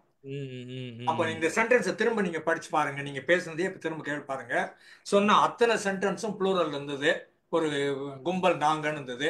ஒரே வார்த்தையில நான் மட்டும் சொன்னீங்க. நீங்க சாட்லயே எனக்கு சொல்லியிருக்கீங்க இந்த பாயிண்ட. நான் பார்த்திருக்கேன் உங்க கூட. நான் சாட்ல நீங்க சொல்லியிருக்கீங்க இந்த பாயிண்ட. இது ஆழ்மனம் பண்றது. வலிக்குது, போனர்ஷிப் எடுத்துக்காத, பொறுப்பு 100 நானு செல்வா அப்படின்னு எடுத்துக்காதடா, நாமன்னு சொல்லிடு. சேஃப் எல்லாரையும் சேர்த்துக்கிறது. நாம எந்த இடத்துல விடுறது, நான் எந்த இடத்துல விடுறதுன்னா நீங்க பர்சனலைஸ் பண்ண முடியும். இப்ப இது எக்ஸ்பீரியன்ஷியலா இல்லாம இன்ஃபர்மேஷன்லாம் மாறிடுது இல்ல. காஃபி நீங்க எனக்கு நான் முடிஞ்ச அளவுக்கு தோல்வியை வந்துட்டு 100% நான் ஏத்துக்காம தோல்வி எல்லா தலையிலும் கட்டுற மாதிரி இருக்கு. இஸ் இட் இன்ஃபர்மேஷனல் ஆர் எக்ஸ்பீரியன்ஷியல்னு கேட்போம் நாங்க. புரியுது புரியுது. நீங்க காஃபி குடிக்கிறத பார்த்தேன்னா அது எனக்கு இன்ஃபர்மேஷனல், நான் குடிச்சா அது experience. Excellent sir, super super, thank you very thank you. Good, very good motivation. Celine நான் பேசுறீங்களா? பேசிட்டு இருக்கும்போது சின்ன இது சின்ன வெற்றி வேணுங்கிறது முதல் பாயிண்ட். அது உங்களுக்கு அடுத்தடுத்து என்னென்ன கொடுக்க சொல்லுவோம். அது ஒரு ஏரியா. இன்னொன்னு ஏரியா, அதுக்கு ஏத்த அளவுக்கு உங்க தகுதியை மேம்படுத்திக்கிட்டு வாங்கன்னு சொல்லுவோம். இருக்கிற லெவல் என்னால் வின் பண்ண முடியல, நான் வேற ஒன்று எக்விப் பண்ணிட்டு அதுக்கப்புறம் பேஸ் பண்ணேன்னா ஈஸியாகும். Super sir, thank you sir, thank you, excellent excellent speech sir. Welcome. பேசுங்க செலின் பேசுங்க. சார் ரொம்ப ஒரு கவுன்சிலிங் செஷனுக்குள்ள அப்படியே போயிட்டு வந்த மாதிரி இருந்துச்சு சார். ரொம்ப நல்லா இருந்துச்சு. ஏன்னா அது முக்கியமா அந்த ஒரு வெற்றிக்கு தடையா இருக்கிறது வந்து ஈஸியா வந்து மற்ற மக்களையோ இல்ல சூழ்நிலையோ இல்ல கடந்த காலத்தையோ வந்து பழி போடுறது வந்து ரொம்ப வந்து ஒரு சுலபமான ஒரு விஷயமா இருக்கு. ஏன்னா அந்த வழி எனக்கு வேண்டாம், நான் ஒரு பகுதி ஒரு காரணமா இருக்கேன், இல்ல நான் தான் முழுசா காரணமா இருக்கேன், செல்ஃப் சப்போர்டேஜ் தான். இப்ப கூட வந்து அதை வந்து ஃபுல்லா அக்செப்ட் பண்ணிக்க முடியல. ஓகேங்களா? அந்த மாதிரி இருக்கு. சோ இது வந்து பார்க்கும்போது நான் வந்து இந்த இடத்துல வந்து நான் என்ன நானே நாசப்படுத்திக்கிட்டு இருக்கேன் அப்படிங்கறது வந்து இது வந்து இந்த புக் பார்க்கும்போது எனக்கும் புரிஞ்சிச்சு. இப்ப நீங்க வந்து உங்க விதத்துல வந்து எக்ஸ்பிளைன் பண்ணும்போது வந்து இன்னுமே புரியுது. வந்து உங்க கிளாஸஸ் எல்லாம் வந்து அட்டன் பண்ணிருக்கும் போது கூட நீங்க வந்து சொல்லியிருந்தீங்க ஹரி அப்னு ஒரு பிளாக் இருக்கு அப்படின்னு சொல்லிட்டு. நான் இந்த புக் படிக்கும்போது ஒவ்வொரு இடத்துலயும் வந்து நீங்க எடுத்த ஒவ்வொரு செஷனையும் வந்து இதுல நான் வச்சு எனக்கு வந்து புக் வந்து பொதுவா வந்து ரொம்ப படிக்கிறதெல்லாம் எனக்கு பழக்கம் கிடையாது. ஆனா இந்த வருஷம் வந்து எப்படி எடுத்துருக்கேன்னா அட்லீஸ்ட் மாசத்துக்கு ஒரு புக்கானாச்சும் படிக்கணும், ஒரு பாதி மாசம் வந்து புக்கை படிக்கணும், பாதி மாசம் வந்து அதுல இருந்து என்ன கத்துக்கிட்டோமோ அதை நான் ப்ராக்டிஸ் பண்ணணும் அப்படிங்கறதுலதான். சோ இந்த புக்கை தான் ஃபர்ஸ்ட் நான் இந்த இதுல வந்து ஸ்டார்ட் பண்ணது. சோ நீங்க சொல்லி கொடுத்த சில கோல்ஸ் எல்லாம் அப்படியே எடுத்துட்டு வரும்போது இதுல எல்லா செஷனுமே அதுல அப்படியே இருக்குது. என்எல்பில டிஏல படிச்சது, ஏன்னோ ஹிப்னோசிஸ்டம்ல படிச்சது எல்லாமே. அப்ப அந்த ஹரியப்பன் இருக்கும்போது அது வந்து எனக்கு ஒரு தடையா இருக்கு. அது எனக்கு தெரிஞ்சிருச்சு. பட் இதை மாத்திக்கணும்னு இருக்கணும். ஹிப்னோசிஸ்ல வந்து அந்த விசுவலைசேஷன் வரும்போது நான் இப்ப என்ன தெரியுமா விஷுவல் பண்றேன், டர்ட்டில் விஷுவல் பண்றது. ஏன்னா வந்து அது ஸ்லோவா கன்சிஸ்டன்டா அந்த நம்ம கைசன்ல சொல்லுவாங்கல்ல, சின்ன சின்னதா முயற்சி பண்ணணும் பட் கன்சிஸ்டன்டா பண்ணணும் அப்படின்னு கூட நீங்க அந்த இதுல சொல்லியிருந்தீங்க லாஸ்ட் டிசம்பர்ல எடுத்த அந்த செஷன்ல. சோ இப்போ வந்து என்ன பண்றேன்னா அதை விஷுவலைஸ் பண்ணி இப்போ வந்து ப்ராக்ரஸ் இருக்குது. பட் நான் எவ்ரிடே நான் இவங்க கூட சொல்லியிருப்பாங்க இந்த புக்ல ஸ்மால் ஷிஃப்ட் சொல்லியிருப்பாங்க, மைக்ரோ ஷிஃப்ட்னு ஒரு வார்த்தை யூஸ் பண்ணியிருப்பாங்க. ஸோ சின்ன சின்ன மைக்ரோவா வந்து நான் வந்து அதுல வந்து நகர்ந்துட்டு இருக்கேன். பல இடங்கள்ல பார்க்கும்போது ஏன் பணம் கைக்கு வரலன்றது நான் நிறைய சமயத்துல யோசிக்கும் போது இந்த இடத்துல பணம் சம்பாதிக்கிறவனா ஏமாத்துவான், திருட்டு பசங்க, இல்லைன்னா வந்து ஒருவேளை பிசினஸ் வச்சுட்டு இருக்கவனா அவன் அப்பா அம்மா வந்து காசு நிறைய கொடுத்துருப்பான், பிசினஸ் வச்சிருக்கிறான், அவன் அதுல போறான், லாஸ் ஆனாலும் வந்து தூக்கி விடுறதுக்கு வந்து ஆள் இருக்காங்க. சோ எனக்கு வந்து அதெல்லாம் ஆள் யாருமே கிடையாது. அதனாலதான் நான் இப்படி இருக்கேன். நானே என்ன நான் அந்த தாட்டை உள்ள போடும்போது என்ன ஆகுதுன்னா நான் டிசைர், அதாவது எதை நான் வந்து என்னோட கான்சியஸ் மைண்ட் வந்து எதை எனக்கு டிசைர் எனக்கு ஆர்வத்தை தூண்டுதோ அதே இடத்துல பாத்தீங்கன்னா நானும் வந்து அன்கான்சியஸா வந்து அந்த ஃபியர் வந்துடுது. இல்லைன்னா என்ன வந்துடுது, நானும் சம்பாரிச்சேன்னா வந்து நானே இவன மாதிரிதான் இருக்க போறேன், எனக்கு அது இது இல்லை அப்படிங்கிற மாதிரி. இது ரெண்டுமே வந்து ஒரு மாதிரி கான்ட்ராக்டா வந்து உள்ள வந்து இடிக்குது. சோ இந்த புக் படிக்கும் போதே எனக்கு அந்த ரியலைசேஷன் கிடைச்சிச்சு. நீங்க சொல்லும் போதே எனக்கு அது அந்த ரியலைஸ் ஆகுது. சோ அப்போ வந்து என்னோட தாட்டை வந்து நான் மாத்தணும், உள்ள வந்து இந்த தாட்டை வந்து நான் மாத்தணும். அப்போ அவன் சம்பாதிக்கிறவன் வந்து பாத்தீங்கன்னா அவங்க அப்பா அம்மா காசுல சம்பாதிச்சானே எனக்கு நான் அவனை மாடல் பண்ண வேணாம். நீங்க ஒரு மாடல் சொல்லி கொடுத்தீங்கல்ல, அவர் தாத்தா எப்படி ஃபர்ஸ்ட் சம்பாரிச்சுப்பாரு, நீங்க வேணா இதை மாடல் எடுத்துக்கோங்க, இப்போ ஒரு எக்ஸாம்பிள் ஒண்ணு கொடுத்தீங்க, அந்த மாதிரி அந்த மாடல் எடுத்துக்கணும்ன்றது இப்ப இங்க கிட்ட இருந்து இந்த இன்சைட் எனக்கு கிடைச்சிச்சு. சோ அந்த புக்ல இருந்து அதை எடுத்துக்கிட்டேன். இப்ப நீங்க சொல்லி கொடுக்கும்போது வந்து இந்த இன்சைட்டை வந்து எடுத்துக்கிட்டேன். ஒரு இடத்துல பார்க்கும்போது பாத்தீங்கன்னா எனக்கு இப்போ வந்து 40 இயர்ஸ் ஆகுது சார். நான் இப்பதான் வந்து என்னுடைய பேச்சுலர் டிகிரி வந்து நான் கம்ப்ளீட் பண்ணியிருக்கேன், பிஎஸ்சி சைக்காலஜி, இப்போ இந்த டிசம்பர்ல. உங்க கிளாஸ் அட்டன் பண்ணிட்டு போனதுக்கு அப்புறமா தான் பண்ணியிருக்கேன். ஏன் எங்க அம்மா வந்து என்னை படிச்சு முடிக்கும் போது எனக்கு பிஎஸ்சி மேக்ஸ் படிக்கணும்னு ஆசைப்பட்டேன். எத்தனாவது எனக்கு பிஎஸ்சி மேக்ஸ் கிடைச்சிச்சு. அந்த சமயத்துல வந்து நான் பார்ட் டைம் ஜாபுக்கு போன்ற ஒரு சுச்சுவேஷன் போனதுக்கு அப்புறமா என்னை அவங்க என்ன படிக்க வச்சாலும் என்னை வந்து கரஸ்பாண்டன்ஸ்ல படினாங்க, ஃப்ரெண்ட்ஸ் படினாங்க, யார் சொல்லும் போது நான் படிக்கவே இல்லை. ஆனா கிளாஸ்க்கு வந்ததுக்கு அப்புறமா சரி எனக்கு பிடிச்சதை படிக்கணும், எனக்கு பிடிச்சிருந்துச்சு. நீங்க வந்து அந்த இவங்க ஜாப்பனீஸ் டெக்னிக் ஒன்று சொல்லியிருந்தீங்களா, பிடிச்ச விஷயமா நம்ம செஞ்சோம்னா நம்மளால ஈஸியா பண்ணிட முடியும். அது என்ன டெக்னிக் சார் அது? ஒரு இது சொல்லுவீங்க சார் அடிக்கடி, ஹாப்பியஸ்ட் இது ikigai. Ikigai. Ikigai ikigai ikigai அந்த இக்கிகாய் வந்து கேட்கும் போது தான் வந்து எனக்கு அது இது தோணுச்சு. அப்ப பண்ணிட்டு இப்பதான் வந்து பாத்தீங்கன்னா லாஸ்ட் டைம் எக்ஸாம் வந்து இந்த டிசம்பர்ல நான் பண்ணி முடிச்சிருக்கேன். ஸோ எனக்கு ரொம்ப அது ஹாப்பியா இருக்கு. இன்னொரு விஷயம் என்னன்னா நான் இது வந்து இந்த செல்ஃப் சப்போர்டேஜ்ல வந்து நான் ஒரு டிகிரி ஒன்று கம்ப்ளீட் பண்ணிட்டேன்னா அதுக்கு அடுத்த லெவலுக்கு நான் போகணும். எனக்கு வந்து பெரிய இடத்துல வேலை செய்யறதுக்கு பயம். அங்க எல்லாமே நல்லா இங்கிலீஷ் பேசுவாங்க, நல்லா இது பண்ணுவாங்க. நம்ம போய் அந்த இடத்துல போய் மாட்டிட்டு முடிக்கணுமா, அடுத்த லெவல்ல நான் இந்த இடத்துல நான் இருந்தேன்னா என் கம்ஃபர்ட் ஜோன்ல நான் இங்கேயே இருந்துருவேன் அப்படின்ற ஒரு ஃபியர் இருந்திருக்கு. ஸோ இப்போ அதெல்லாத்தையும் பிரேக் பண்ணிட்டு கொஞ்சம் கொஞ்சமா வந்துட்டு இருக்கேன்னா வந்து தொடர்ந்து இந்த மாதிரி கிளாஸஸ் அட்டன் பண்றது. இப்போ இந்த இந்த புக்குமே வந்து பாத்தீங்கன்னா எனக்கு வந்து அவ்வளோ வந்து ஹெல்ப்ஃபுல்லா இருந்திருக்கு. அதுல வந்து குட்டி குட்டி விஷயம் நான் கூட வந்து ஃபாலோ பண்ணிட்டே இருக்கேன். அதுல வந்து அவங்க ஒரு எக்ஸாம்பிள் சொல்லியிருப்பாங்க. இந்த past self, present self, future self. அவங்க அதுல சொல்லியிருந்தது வந்து ஃபியூச்சர் செல்ஃப் இருக்கு இல்லையா, அந்த ஃபியூச்சர் செல்ஃபோட என்னோட ப்ரெசன்ட் செல்ஃப் வந்து பேசுற மாதிரி. இப்போ ஃபார் எக்ஸாம்பிள் நான் வந்து வெயிட் லாஸ் பண்ணிட்டு நான் ஒரு ஃபிட்டான ஒரு ஃபிகரா இருக்கணும்னா நான் இப்போ வந்து விஷுவலைசேஷன் பண்றேன். அந்த ஃபியூச்சர் செல்ஃப் வந்து என் கூட உட்காந்துருக்கு, நான் வந்து பேசுறேன் நான் இப்போ என்ன பண்ணணும். ஒருவேளை நான் வந்து என்னோட கோல்ல வந்து கொஞ்சம் தான் டீவியேட் ஆகும்போது நான் வந்து என்ன பண்றேன், என்னோட விஷுவலைசேஷன்ல போயிட்டு நான் வந்து பாக்குறேன் என்னோட ஃபியூச்சர் செல்ஃபோட இப்போ நான் என்ன பண்ணணும், இப்போ நீ இதை பண்ண அதை பண்ண எனக்கு சந்தோஷமா இருக்கு அதை வந்து விஷுவல்ல பார்க்கும்போது. ஸோ அதெல்லாம் வந்து பாத்தீங்கன்னா உங்ககிட்ட உங்க கிளாஸ் ஆல்ரெடி அட்டன் பண்ண ஒரு அனுபவம் இருந்ததுனால இதையும் அதையும் வந்து என்னால கோர்ஸ் பார்க்க முடியுது. அது வந்து ரொம்ப இப்ப நல்லா இருக்கு சார். இந்த 2025 ஆரம்பிச்சு வந்து ரொம்ப நல்லா இருக்கு. ஒரு சிலர் வந்து சொல்லுவாங்க உனக்கு இந்த ராசி, போன வருஷம் நீ ரொம்ப அடி வாங்கியிருப்ப, கஷ்டப்பட்டிருப்ப, அதை பண்ணிருப்ப இதை பண்ணிருப்பேன்லாம் சொல்லியிருந்தாங்க. ஆனா போன வருஷம் ஒன்றும் அவ்வளவுலாம் கஷ்டப்படல சார். பிரச்சனைகள்லாம் வந்துச்சுதான். இந்த இந்த இந்த புக்ல வந்து இது பண்ணிருக்காம நீங்க கூட ஒரு வாட்டி ஒரு எக்ஸாம்பிள் சொன்னீங்க, இந்த வெல்கனோ வந்து வெடிக்கிறது வந்து நல்லது. சோ அந்த பிக் பேங் தியரி மாதிரி தான். ரொம்ப வந்து ஒரு அன்கம்ஃபர்டபுள் ஒரு சுச்சுவேஷனுக்குள்ள போகும்போது தான் வந்து அந்த growthன்றது இருக்கு.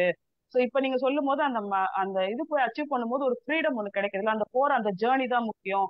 அந்த விஸ்டம், அந்த எக்ஸ்பீரியன்ஸ் இதெல்லாம் கேரி பண்ணி அந்த மவுண்டனை கடக்கிறது முக்கியம் போது பரவாயில்ல நம்ம கரெக்டான இதுலதான் போயிட்டு இருக்கோம் அப்படிங்கிறது வந்து புரியுது. Thank you sir. Very good, very good. Thank you, thanks எல்லாம். தேங்க்யூ சலீம். வாங்க கல்யாணி மேடம், கோபாலரத்னம் சார் எதுனா சொல்றீங்களா?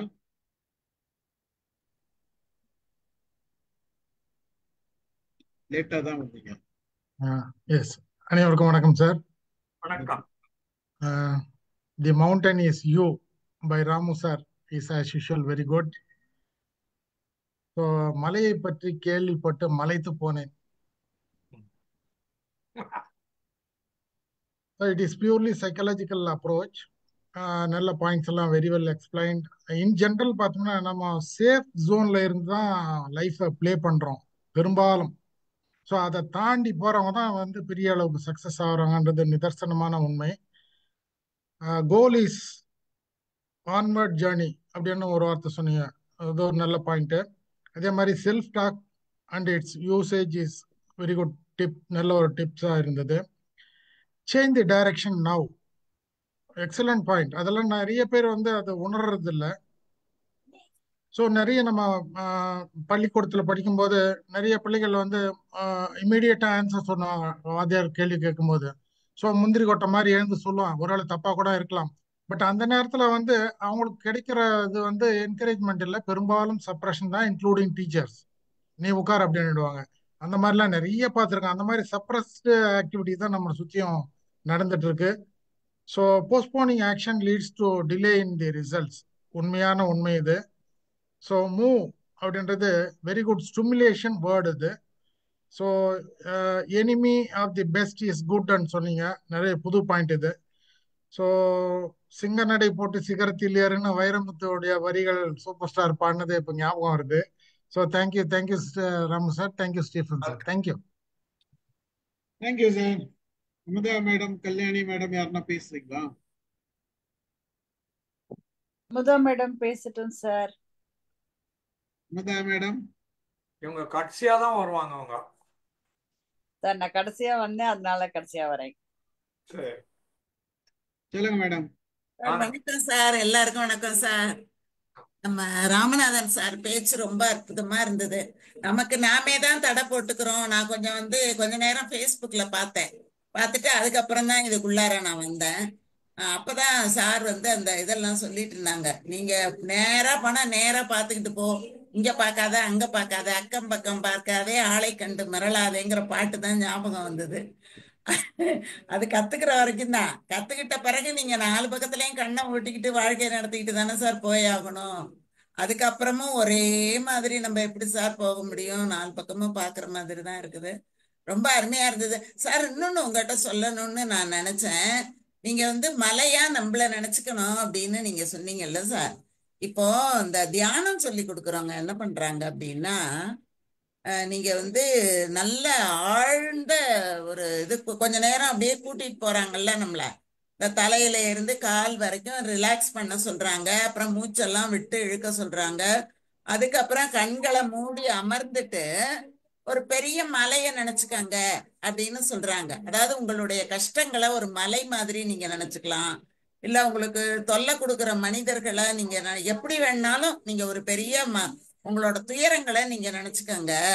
அதுக்கப்புறம் என்ன பண்ணுங்க, தொல்லை கொடுக்குறவங்க அவங்க யாராலெல்லாம் கஷ்டப்படுறீங்களோ அவங்கள எல்லாம் கூட்டிக்கிட்டு அந்த மலை உச்சிக்கு அழைச்சிட்டு போய் அவங்கள அப்படியே கீழே இறக்கி விட்டுட்டு நீங்க அந்த திருப்பி வந்துருங்க, உங்களுக்கு கஷ்டம் எல்லாம் தீந்துரும் அப்படின்னு அவங்க வந்து சொல்றாங்க. ஆனா அந்த மாதிரி தியானம் பண்ண பண்ண அது வந்து நடக்குது சார். அது எப்படி? அந்த மனநிலை தானே இப்ப நீங்க சொன்ன அதே மனநிலை. நீங்க சைக்கலாஜிக்கல் அப்ரோச் உங்களுக்கு, அவங்க தியான முறையில அதை அப்ரோச் பண்றாங்க. அவ்வளவுதானே சார் வித்தியாசம்? இல்ல ரெண்டுத்துல வேற ஏதாவது வேறுபாடு இருக்குங்களா? செல்ஃப் ஃபுல்ஃபில்லிங் ப்ராஃபஸி அப்படின்னுட்டு உங்களுக்கு நீங்க எது சொல்லிக்கிறீங்களோ அது மெய்ப்பிக்கப்படுகிறது. என்னால் ஒன்றும் முடியாதுன்னு சொன்னால் உங்களால் ஒன்றும் முடியாது, என்னால் எல்லாம் பண்ணிட முடியும்னு சொன்னீங்கன்னா எல்லாம் பண்ணிட முடியும். அப்போ நீங்கள் பாசிட்டிவாக நினைக்கிறது.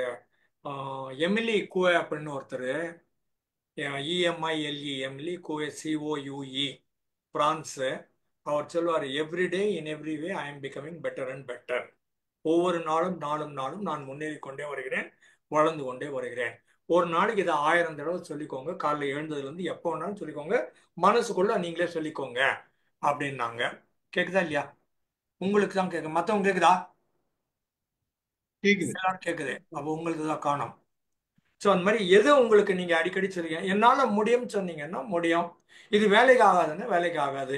நீங்க அதை எப்படி பாக்குறீங்க அப்படிங்கிறது தான் point. If you tell people I am intelligent, you are intelligent. If you tell people I am an idiot, you are an idiot. Are you an idiot or intelligent? I do not know. Whatever you tell yourself, that is what is going to come true. அது நீங்க எப்படி சொல்றீங்கிறது தான் point. அது அவங்க ஒரு வகையில சொல்லி தர்றாங்க, நாங்க இன்னொரு வகையில சொல்லி தர்றோம். இப்பங்க சார் எனக்கு இன்னொன்னு என்னன்னா, எவ்வளவு வந்து நம்மள வந்து நான் இப்படி நான் இப்படி நான் இப்படின்னு சொன்னா கூட அந்த சொல்றது எப்படி சார் வந்து சில சமயங்கள்ல பொருந்த மாட்டேங்குது இல்ல? அது ஏன் அப்படி? இப்ப பொருந்துற நீங்க மாதிரி சொல்றீங்க, சொன்னீங்க. இப்ப நீங்க சொல்றத அப்ளை பண்ணிக்கிட்டே வரேன். ஆனாலும் அது வந்து சில சில இல்ல பல இடங்கள்ல வந்து நான் இப்படி நான் அவ்வளவு பெருசு அப்படி இப்படின்னு நான் எனக்கு நானே என்ன நான் சொல்லிக்கிட்டா கூட அது வந்து அந்த அளவுக்கு பயன் கொடுக்காம போகுது இல்லைங்க சார். அதுக்கு என்ன காரணமா இருக்கும் சார்? அது வந்து நம்பிக்கை முழுமையா நம்புறீங்களா அப்படிங்கறத பொறுத்தது. நம்பிக்கையே இல்லாம சொன்னீங்கன்னா ஒர்க் அவுட் ஆகாது. If you truly believe in it and tell yourself that, and whatever you tell yourself, you start believing in it, அப்போ நல்லா இருக்கும். சமயங்களில் பட்டிமன்றத்தில் சொல்லுவாங்க, ஒரு பேச்சாளர் எதிர்கட்சி பேச்சாளரை பத்தி சொல்லுவாங்க. அந்த அம்மா அவ்வளோ அழகா பேசுவாங்க, அவங்க சொல்ற பொய்யெல்லாம் அவங்களே உண்மைன்னு நம்புறாங்க அப்படிம்பாங்க. ஆமா ஆமா, பொய்யா கூட இருந்தாலும் நம்புறீங்கல்ல, சரின்னு அந்த நம்பிக்கை வந்ததுன்னா ரைட்டு. இதுக்கு நம்பிக்கைக்கு நார்மல் எக்ஸாம்பிள் ஒன்று சொல்றது, பிளேன் போய்கிட்டு இருக்குது, டர்புலன்ஸ்னுட்டு மேல இருந்து கீழே விழுது, டமால்னு விழுது, 500 அடி 1000 அடி கீழே விழுது. எல்லாரும் பெல்ட் போட்டுருக்காங்க, ஆனா ஒவ்வொன்றும் அத்தனை பேரும் அலறாங்க. ஒரு 10 வயசு குழந்தை கையில காமிக்ஸ் புக் வச்சுட்டு அது பாட்டுக்கு படிச்சுக்கிட்டே இருக்குது. அத்தனை பெரியவங்க ஆம்பளைங்க பொம்பளைங்க அவ்வளவு பேரும் கத்துறாங்க, இந்த சின்ன குழந்தை மட்டும் அமைதியா இருக்குதுன்னுட்டு அப்ப பக்கத்துல இருக்கிற ஆள் கேட்டாராம், ஏம்மா உனக்கு பயமாவே இல்லையான்னா, ஏன் எனக்கு பயமாவே இல்லையான்னு. ஏன் பயப்பட, எல்லாம் தான் கத்துறாங்களா, அது ஏன் கத்துறாங்கன்னு எனக்கு தெரியாது, உனக்கு ஏன் பயமா இல்லைன்னு. எங்க அப்பா என்ன கூட்டு போறாங்க, அப்பா தான் பைலட்டு, அதெல்லாம் பத்திரமா கூட்டு போறாங்க, நான் என்னத்துக்கு பயப்படணும். கூட்டிட்டு போறது அப்பா பைலட்டு, அப்பா கூட்டு போறாங்க, அப்பா பாத்துக்குவாங்க, எனக்கு என்ன போச்சு, அப்பா அதெல்லாம் பத்திரமா கொண்டு போய் சேர்த்துருவாங்க. அதுதான் சார் ஆன்மீகத்துல வந்து உட்காந்துக்குது, அப்பா பத்திரமா கூட்டிட்டு போயிடுவாருன்னு. அமுதாமா, இதே அந்த மழை பெய்யறதுக்காக பிரார்த்தனைக்கு போவாங்க, ஒரு பையன் மட்டும் கொடை எடுத்துட்டு போவாங்க. நம்பிக்கை சார்ந்தது. ஆமா, இது கல்யாணி மேடம் நீங்க பேசுங்க.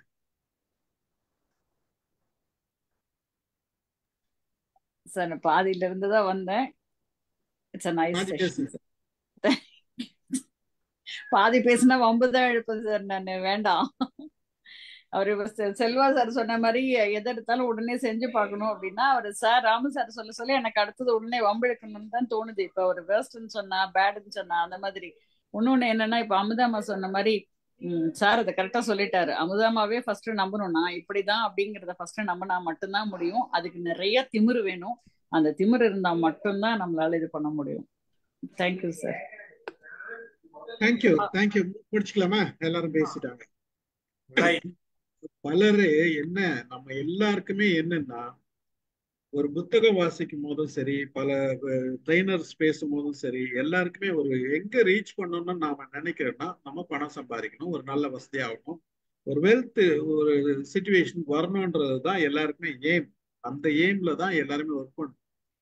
அந்த ஒர்க் பண்றப்ப பல நேரங்கள் இப்ப செல்வா எக்ஸாம்பிள் சொன்னாரு, இந்த மாதிரி என்னதான் பாடுபட்டாலும் நமக்கு நடக்கிற விஷயங்கள் பல நேரத்துல நடக்கிறது இல்லை அப்படின்ட்டு. ஃபெயில் ஆனவங்க லிஸ்ட் பார்த்தோம்னா அதாவது இந்த ஃபெயில் ஆனவங்கள எல்லாருமே எடுத்தோம். எவ்வளவு பேர் இந்த மாதிரி நிறைய தியரி கேட்டு நிறைய கான்பிடென்டா எடுத்து ஒர்க் பண்ணவங்க பார்த்தோம்னா பர்சன்டேஜ் வின் பண்ணவங்க percentage very less, very very less. இதுல பல ட்ரைனர்ஸ் எல்லாருமே சொல்லிக் கொடுக்குறவங்களாம் வின் பண்ணாங்களா? இந்த கேள்வி இருக்கு. நம்ம சொல்லிக் கொடுக்குறோம் நம்ம எல்லாம் வின் பண்ணிட்டோமா அப்படின்னா வின் பண்ணியிருக்கோம், நாட் ஆன் ஃபைனான்ஸ். அங்கதான் நம்ம பார்க்கணும். ஃபைனான்ஸை மட்டும் நம்ம மேஜரா பிளே பண்றப்ப சில விஷயங்கள் நமக்கு ஃபைனான்ஸ் அதுதான் நமக்கு வேணும்ன்ற அதுதான் சக்சஸ் நினைக்கிறோம். பட் அது சக்சஸ் நினைச்சோம்னா அது ரீச் பண்றதுன்றது நாட் ப்ராக்டிக்கலி. நீங்க நம்ம பார்த்த லைஃப்ல பார்த்தோம்னாவே தெரியணும் அது எவ்வளவு பேர் சக்சஸ் ஆயிருக்கு, எவ்வளவு பேருக்கு இது பண்ணிருக்கு. இன்னொரு விஷயம் நம்புறோம். அதாவது மதத்துல சொல்லுவாங்க, எல்லா மதத்திலயும் சொல்லுவாங்க, நீங்க முழுமையா நம்பல, நீ உனக்கு முழு விசுவாசம் இல்லை அதனால எதுவும் நடக்கல அப்படின்னு சொல்லுவாங்க. இதெல்லாம் ஏமாத்துற அம்பக்கு எனக்கு புரிய பிடிக்காது. நான் திருப்பி பசங்க ஏதாவது வேற வழி இல்லைன்னா இதை சொல்லிட்டு போயிடுறதுன்றது எனக்கு ஒரு இது. அது உண்மை.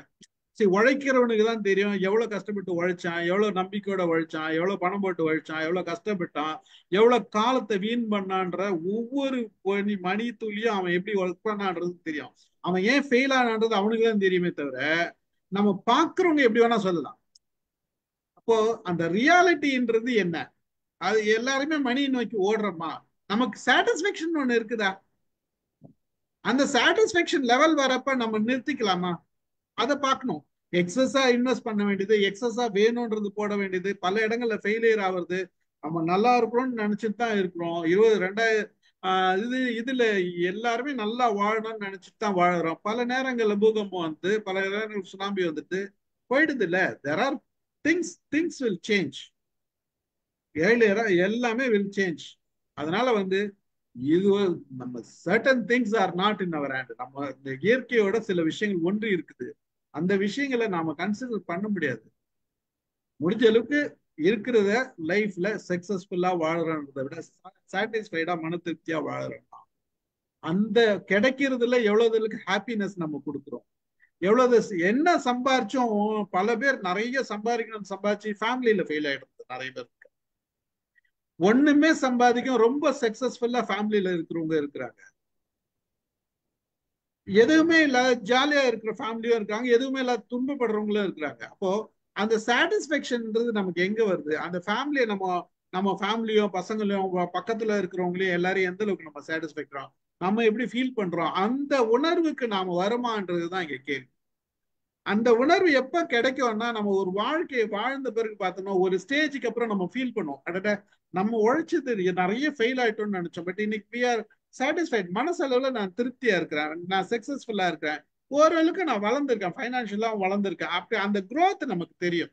அப்ப அந்த growth பார்த்தோம்னா பல நேரங்கள்ல ஜெனரேஷனா வரும்.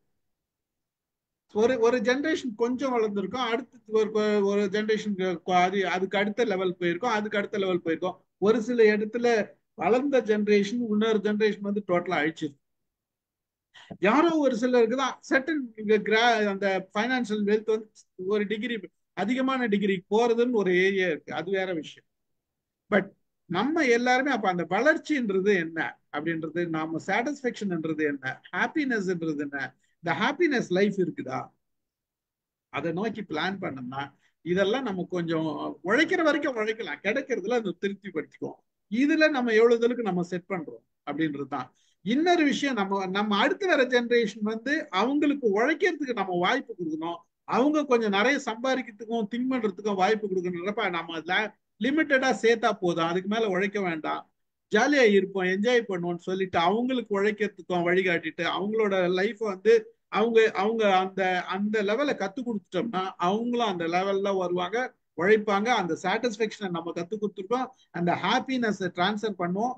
அந்த ஹாப்பினஸ் டிரான்ஸ்ஃபர் பண்ணும்போது ஆட்டோமேட்டிக்கா நெக்ஸ்ட் வர ஜென்ரேஷனும் ஃபுல் சாட்டிஸ்பேக்ஷனோட இந்த ஹாப்பினஸோட வாழறதுக்கு விழும். அந்த பேலன்சிங் தெரியும். லைஃப் வர சேலஞ்சை எப்படி ஃபேஸ் பண்ண, என்னதான் சேலஞ்ச் வரும் இதுல இருந்து நான் மீண்டு வந்து என்னோட சந்தோஷத்துல இருந்து நான் வெளியில இருப்பேன், ஆனா முழுமையா இருப்பேன், அதை அனுபவிப்பேன்ற அந்த எண்ணம் நம்ம கொடுத்தாவே that is the successful life.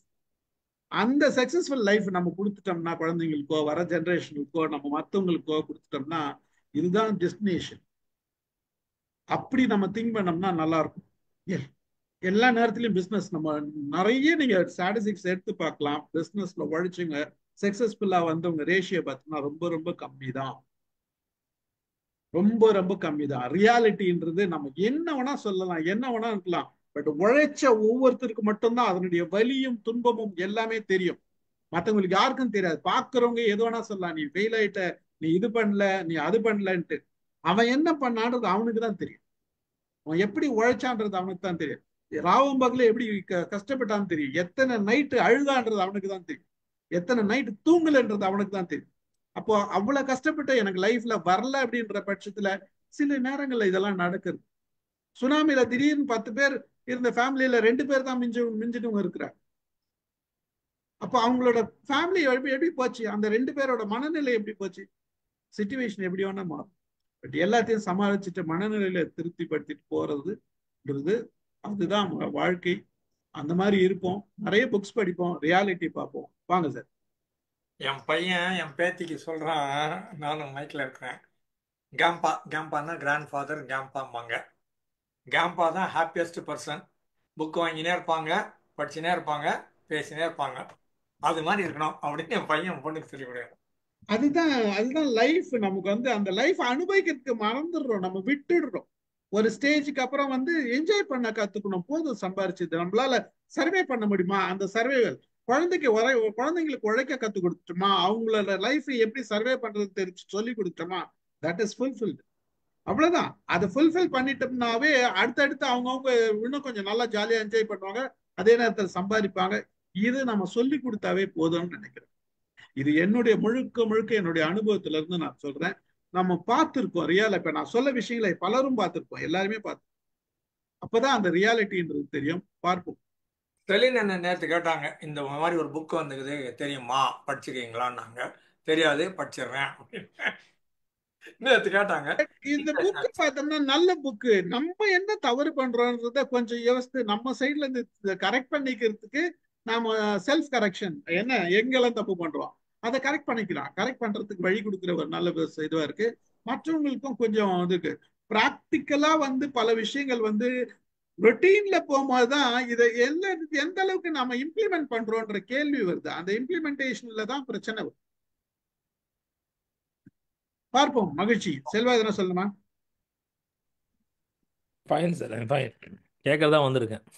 Thank you very much. அனைவருக்கும் நன்றி.